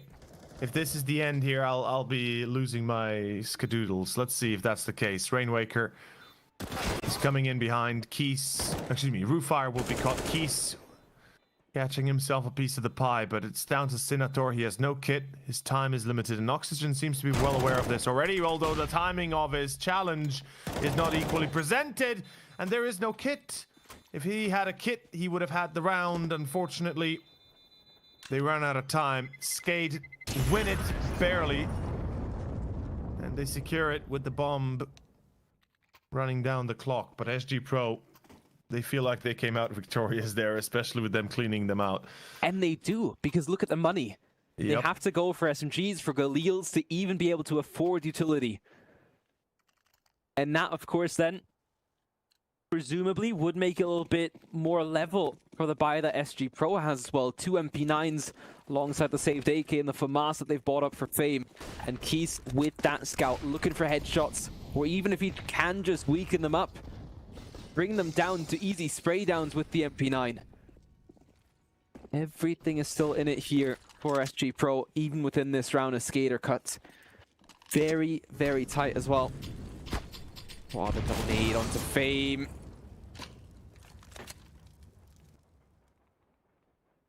Well, they at least get the first, so the start is good here. SKADE, they're starting to wake up a little bit. They're starting to get a bit more frisky and definitely a bit more confident. That's always a good sign. Roofire, though, on top 6.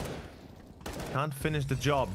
Yeah, fair enough. There we go. The rest of SG.pro will follow suit, and it's a save they'll have to go for here. SKADE, they do have, what, 3 Galils, but they're not going to be overly concerned as long as they win the round and keep the majority of the players alive. They're pretty much fine. And I love the fact they go for a simple A execution. They don't complicate matters. They don't go in solo, something we see them consistently doing when they get a little bit anxious. And go exactly opposed to what they usually... Well, they go exactly against what they usually do.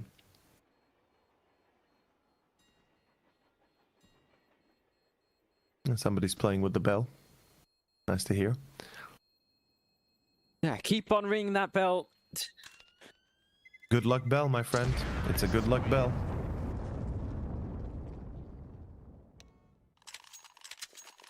(7 to 13). Halfway through. Halfway to go.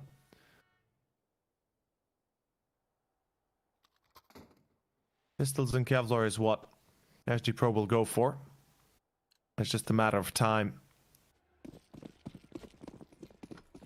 That SKADE handle it, or at least I trust that they can handle it. Truly, I have no doubts that they found at least a little bit of their own confidence here and shouldn't be too shook up in case they lose a player early on to a Deagle or the like.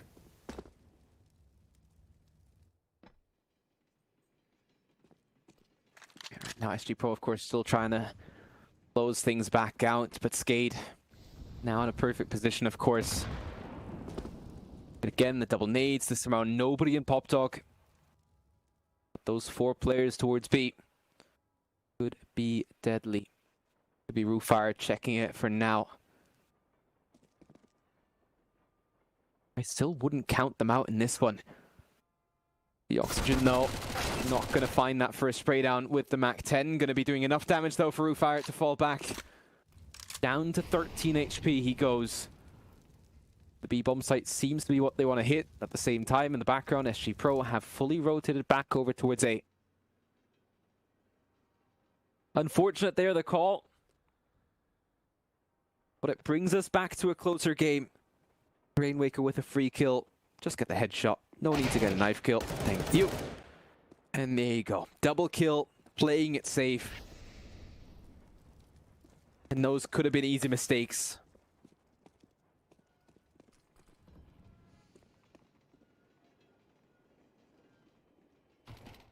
How did they not snuff out Fame yet? This one, what I'm wondering. And finally, he is dropped there. It feels like a slow, painful death here for SKADE. I'm not trusting them yet. I'm not ready to believe yet. I don't know about you, but this round is where it's really going to be decided at. SG.pro, they have the up on Keys. It's glass cannon, so, you know, that definitely plays a part in their chances of winning or losing for that part. But let's find out if SG.pro might have a few aces up their sleeve still. The Russian squad is definitely not to be underestimated. They've proven that time and time again, and yet even on train here to open up with, they're doing a splendid job. Keys burning a bit, but he doesn't seem to care. Oxygen is out for the count. And carbon dioxide is what comes out. Yeah, in the end, it's still going to be D-Ray close range towards the site. His spray downs could be strong enough as well. Rainwaker, though, finds the immediate headshot. Good job there, as now the opener towards B site is set. Interesting rotation path here as well, as they're all trying to go back in towards CT spawn. Denislav already close range. And SG.pro are finally getting shut down to a point where SKADE... I mean, it's this one and then 4 more rounds after, just to bring things level. But slowly but surely, you could start believing in them. I'm a bit surprised Keys actually moves off of B side after getting the entry. It seems like they were really hard pressed and 100% certain that it's going to be an A hit. So it's a little bit of a shocker to me personally, but Fame and more specifically D-Ray, his position as well, very much the most obvious of spots you can be in when you're holding B. And it cost him the round. It cost him his life, and subsequently SKADE getting onto site unopposed. But then again, SG.pro, they still have a few rounds buffer here. 9-13. With the save of the op, with the save of the rifles and a rebuy, SKADE are yet again faced with a tough round here themselves. And they're going to be going for a little bit of a standard split towards upper halls. There is a player down in main. Make it 2, actually. This time with Keys holding this tight angle towards B ramp. Smokes out. Execution seems to be set for A. Duplicate's already out and pushing in forward through Electro. Will they snuff him out though? Yes, they will. He's a little bit too fast for his own good. And Fame finds the first. Denislav trying to support Sinator, drops Rainwaker. Denislav a secondary. As at least they're going to be able to do something good here. Fame comes in hot though. 2v2 still ensues. Yeah, and the point is now that this one's going to be big for SKADE. If they go double digits here, then not only that, but also SG.pro are going to be back down. And at the same time, then you do get the opportunity. Defuse coming through. Nobody's checking it. They're not hitting him. Just about in the nick of time, kill the diffuser, and it's now going to be down to just Keys. Bomb's only going to be ticking faster. No kit on him, but he could collect it. Still going to be sprayed down by the Glock, or actually the AK at the end of the day. For Oxygen, it's a 10th round here for SKADE, and that's now been 6 in a row as well.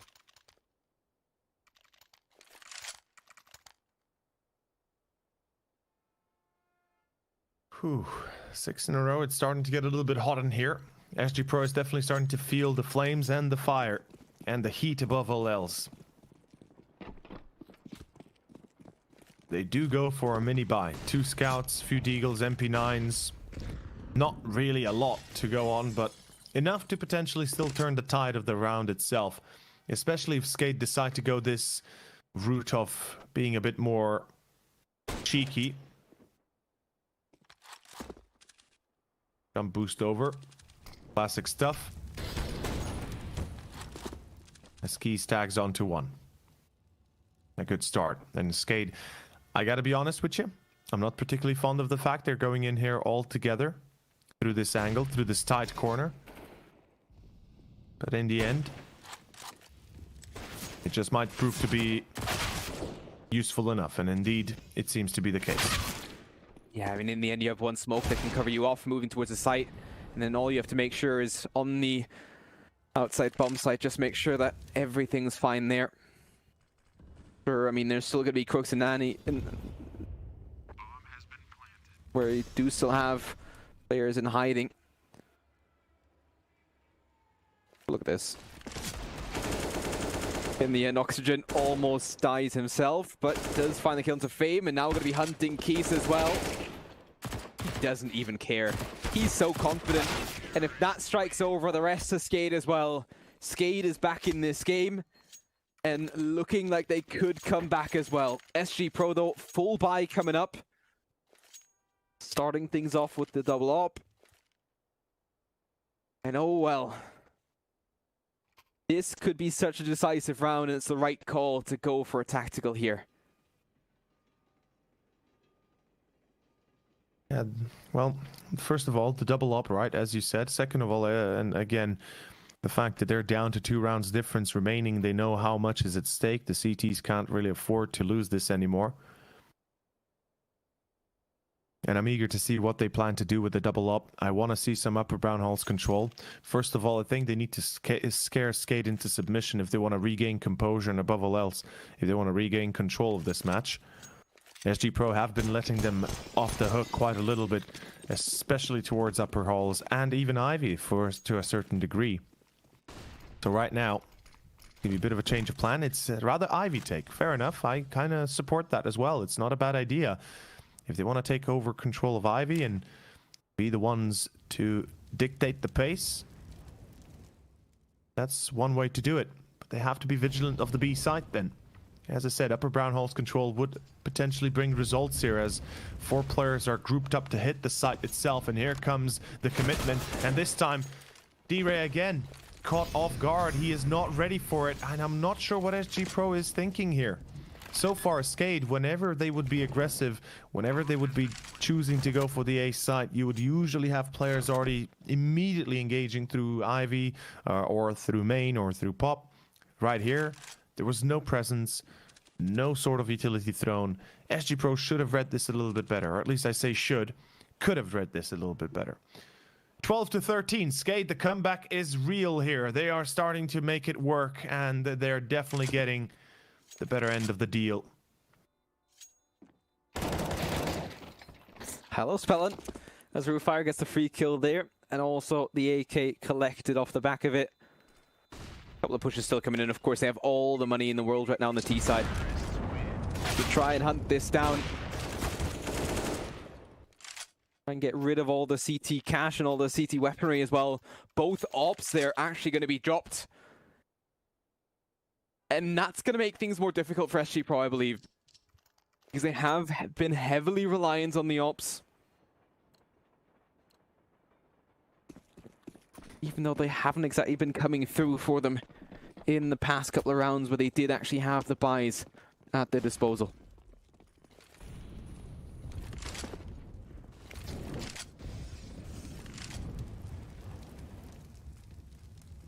And again, SKADE focusing their efforts towards upper halls, and they seem to be committed to going this way. D-Ray tries to take a challenge and will lose his duel. That's a problem now. All of a sudden it's down to Keys. Can he hold the line? Well, a double for him. That's perfect. And all of a sudden SG.pro are back in the menu, or on the menu at least. Spellen and Rainwaker return.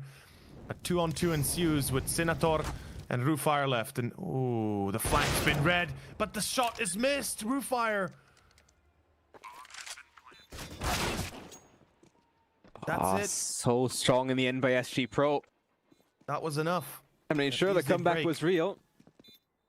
But the comeback, I mean, it's still real. It's still possible. Yeah, the point is now that I think SG.pro might have just gotten the right timing to get back into this. I mean, sure, there's going to be plenty of money on the T side. No doubt about it. And that's probably until the end of regular time as well. If we consider how far we're into this game already, but it's kind of one of those rounds. We haven't seen SG.pro come through that quickly thus far. And I mean, it's been what, like 8 rounds in a row? on the side of SKADE. Yeah. Really, really strong performance here after halftime. And yet again, goes to show that sometimes it doesn't matter how good your CT performance is. If you can bring it back on T, you still have a good chance, just because it's so difficult to manage the economy for most of these teams.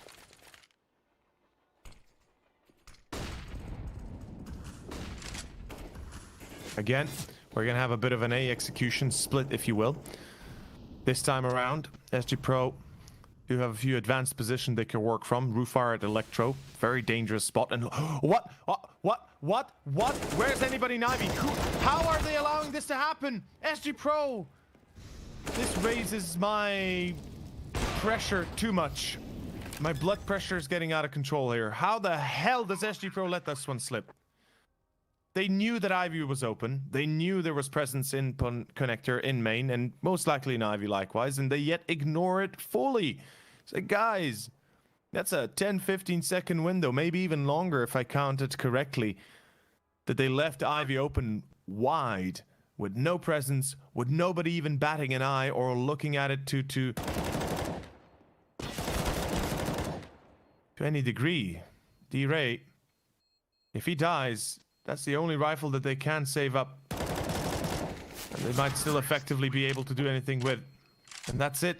13-14 should be 14-14 SKADE. It's an eco they're facing off here. Surely SG.pro go for an eco. Don't tell me they force. Please don't tell me they force. They have to go could for buy an eco. downs like 2K. They can definitely upgrade pistols.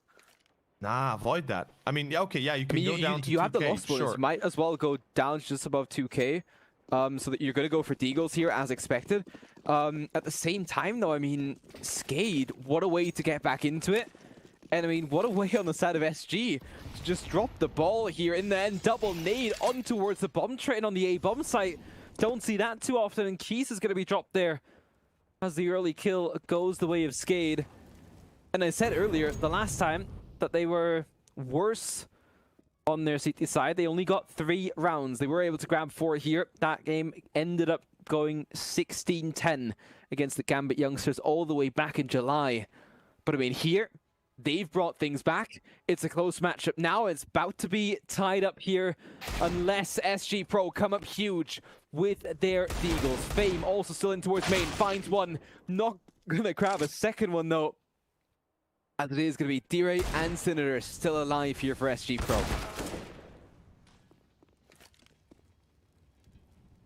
14-14. That's the reality current. SG.pro, they'll be hitting themselves over the head once they go over the demo and realize what they've done and how close they were to actually potentially winning this map. Instead, now they have to face the music, and if they fail to secure a victory here, there's a good chance SKADE to drive it home all the way. In either case, double up again. Oh, whoa, triple up. Okay. This one's interesting. We're going fishing, boys. And we're fishing for sharks and orcas. And, well, the triple up might just work out because it's such a surprise party that SKADE... I don't think they're ever going to predict that this is the fact that this is the... You know, this is what they're going to be going up against. Again, though, looks like an A split. Let's see if it works. It's been working for them. Still, though, right now, Molotov smokes, flashbangs all over the place. Fame is working this angle great. In towards E-Box, finds 3 kills for him as Keith chimes in as well. All could be down to Spellin, and it could be SG.pro going for map and match point as they do. Fame, 4 kills for him. Wow. Single-handedly bringing it back here. And I guess this is just how you do it. Wide peaks with the M4. Find your kills. Rising to fame.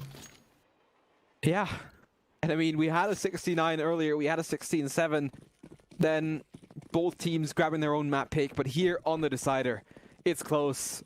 And let's just see. Do SG win it in regular time? Or do we see ourselves in overtime? Let's just see. Senator being aggressive, Spellin punishing it immediately as the T's also have a full invest in this round. Very unconventional going alone into Ivy for an aggressive move. Usually you have at least an op or a flash or something at the ready, or a rifle or close by Senator paying a high price for that, and well, this round and this OT might be the even higher price he has to pay. Let's see if his teammates are stronger in that regard and able to keep control over this one. Double up still in effect. And I can guarantee you SKADE is scared likewise. They know how quickly the tides turned and how quickly a single player could have made the difference. Oh, roof fire. Yeah. That's a rapper and a half if I've ever seen one. And D-Ray he repeats the same angle. It doesn't make sense. It makes zero sense. Why in the world would you ever repeat the same angle? Well, he does it. Doesn't matter. That's the end. It's OT confirmed. We're going the distance as SKADE pull it into 15-15. And we're about to kick off. Potential for more. Yeah, and it's a point where really both teams, I almost want to stretch it as far as only winning rounds because the other team's messing up. Because it's not like we're seeing insane plays to come out. It's just that we see the mistakes come out. And then from there on out, it's, yeah, kills come through. And all of a sudden we see ourselves in overtime. But I think this way that SKADE's been playing, and certainly coming back this way, and SG.pro, sure, individual performances push themselves one single match point. Now, might just be time for SKADE as Spellin opens things up against Senator. One of the ults I think already gone. I think they're a little bit mad. Like in terms of enraged, perhaps would be a better word to use. Then who wouldn't be? They had to play such a devastating first half, and the comeback, you know, with 8 rounds in a row, definitely succeeding to a certain degree. And look at this, they're just popping off like crazy. Fame and roof fire. Can they make this happen still? Not impossible, but it is improbable. Let's find out for sure. Fame. Gonna wait a little while longer. Duplicate is tagged. Oh, he's got an angle of attack. Yep, there we go. Rainwaker and Duplicate both. 16-15 as SG.pro lose the first round of OT. Time is against him in this case, and so are the rounds themselves. Double up, Keys and D-Ray. And the point there is as well, I mean, Duplicate in the last round sure gets into that position, but was a little bit lucky to get there. And in the end, their post plant wasn't exactly great. Had a little bit of luck on their side, and in the end, they grabbed the kills. They were able to get to the site, sure. Right now, where are they going? 3 players over towards Ivy. Run boost here. I like what I'm seeing. Smoke down is going to mean Spellin not going to be hitting any shots there for now. It's even the nade not going to be effective. No early damage here for either team in the first seconds of this round. SG.pro, interesting decision to go for a double pop setup. And they are ignoring Ivy quite a little bit again. Well, not necessarily ignoring it, but just not really paying too much attention to either Ivy or main, which might be their downfall. Timing of the Molotov comes in perfectly. Smoke and flash. No, just flashbangs towards Ivy, excuse me. Oh, Spellin. His shoulder is about to be spotted. Never mind though, Senator widens the gap a bit too much. Rooffire was able to take out Oxygen, but it seems like the rest is following suit. And not a single player to keep control. SG.pro down to Kisa left, and a 1-on-3 for him with an op, without a kit even. This is highly unlikely he succeeds, but let's find out for sure if perhaps anybody might be foolish enough to spot old bomb train. Well, Denislav is, but he's on the high ground, and remember, kids, the high ground is always at an advantage. 17-15. SG.pro back to double up again. This is their last chance. Yeah, it's the last round of this first half of OT. SKADE have been dominating on their own T side. Question is, can they also replicate that in the second half of OT? Let's just see if they can even bring it down to an 18th. And then I highly doubt that SG.pro can make it back to it, though. 17-16 would then probably be a different story. Interesting smoke there towards Ivy. Senator shouldn't actually be that strong, but Senator in the end does still find one before being traded back. Roof fire does do a lot of damage, but doesn't find the kill there. As Keith now back into it, hesitating there on the second shot to Fame. He's also straight back into it. And this kind of back and forth. Theory on the back lines is going to find one. And the bomb dropped at his feet. No way, Spellin. Don't Smart tell idea. me you bring this back. Smart idea. Pulls up the op back again. Tries to be cheeky. He has yet to... Oh, he's gonna... Oh, I like this fake out. Although, he's not gonna be expecting the... Yeah.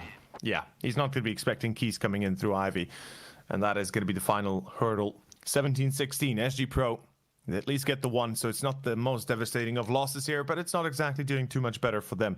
Albeit, their T-side is where it's at. Their T-side was what really put SKADE off, and let's find out if perhaps yet again SG.pro can clean it up with an amazing performance as the T's themselves double up. Spellin and Denislav, no surprise, they've been itching to buy it up. And I was actually kind of wondering if they might want to even try it out on the T side at one point, because it certainly could work if you play slow enough. Let's just see where the T's want to take it. I mean, get back to your roots. Look what you did in the first half. Again, they are moving it over towards B for now. Of course, keeping their options open is certainly going to be their mission.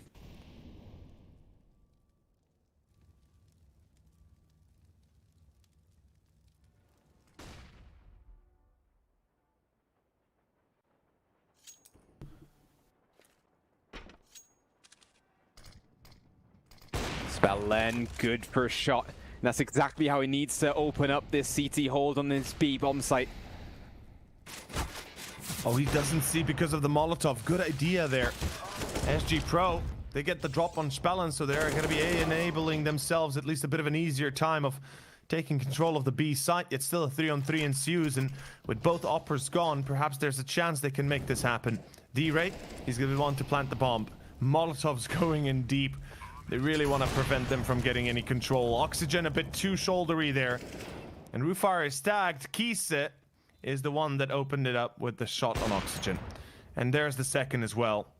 That should be the final curtain, and indeed it is. D-Ray, 17-17, SG.pro. They successfully break the B site, and they drive the point home. That their T side is not to be trifled with. SKADE, they don't handle it too well, I see. And 35 frags for Fame. He is pumping up the numbers for certain. He is definitely the MVP of this map. And he was performing very well beforehand as well. On Nuke, I believe he was also top fragging. And likewise on Overpass, if I recall. It was just 2 kills behind Senator on Overpass. Fame with 18, Senator with 20. Still though, I mean, when SG.pro have been there, Fame has been there as well. And especially the shots he has been hitting as well have had a solid amount of impact. Over towards the B bomb site is going to be yet again the course of action as Duplicates still deep into it. Spellin now a little bit too late to actually rejoin his teammate there, as he's already going to have the angle locked down. Flashbang might have his opportunity. Yes, it does. As Duplicate also takes that roof fire. Back down to a 3-on-4. All of a sudden, advantage returned, although here Senator has something to say about it. Back down to a 2-on-2. Oh, look at this idea. I love it.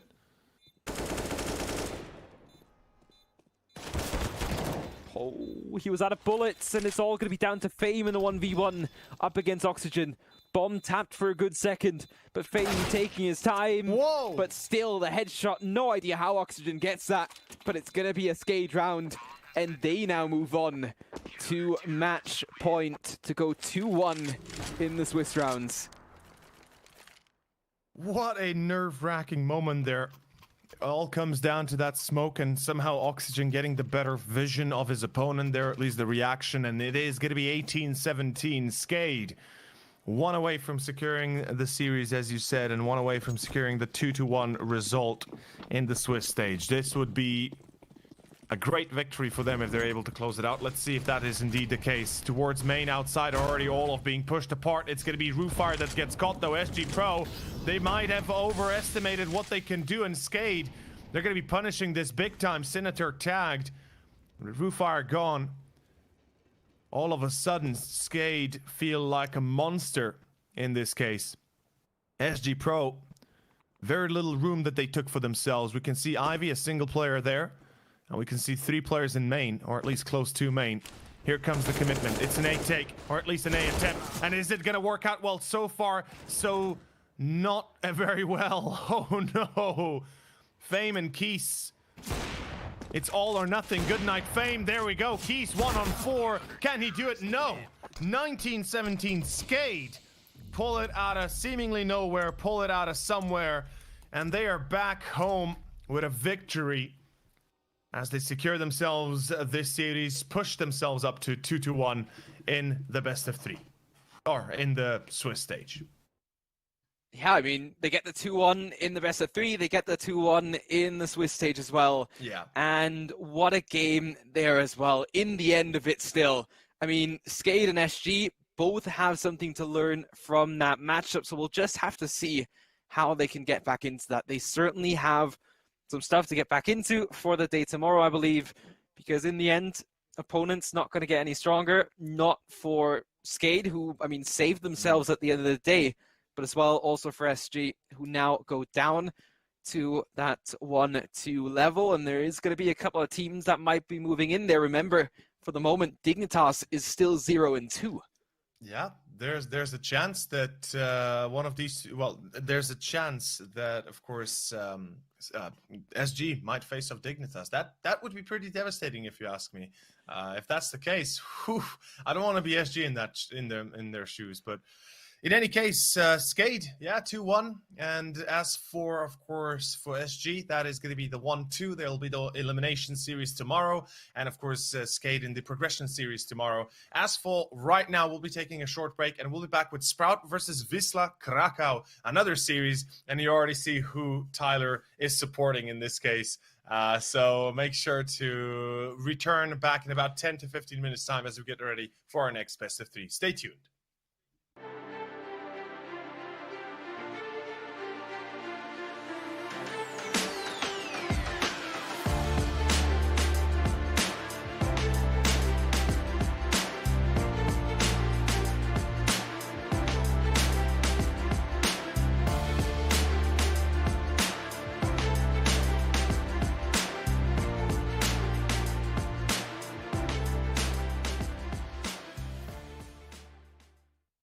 Initialize booting.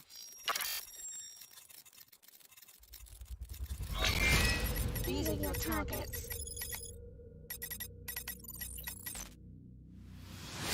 You must find, capture and contain them until extraction vehicle arrives. Witnesses are irrelevant. Leave them unharmed if you can. End of a transmission.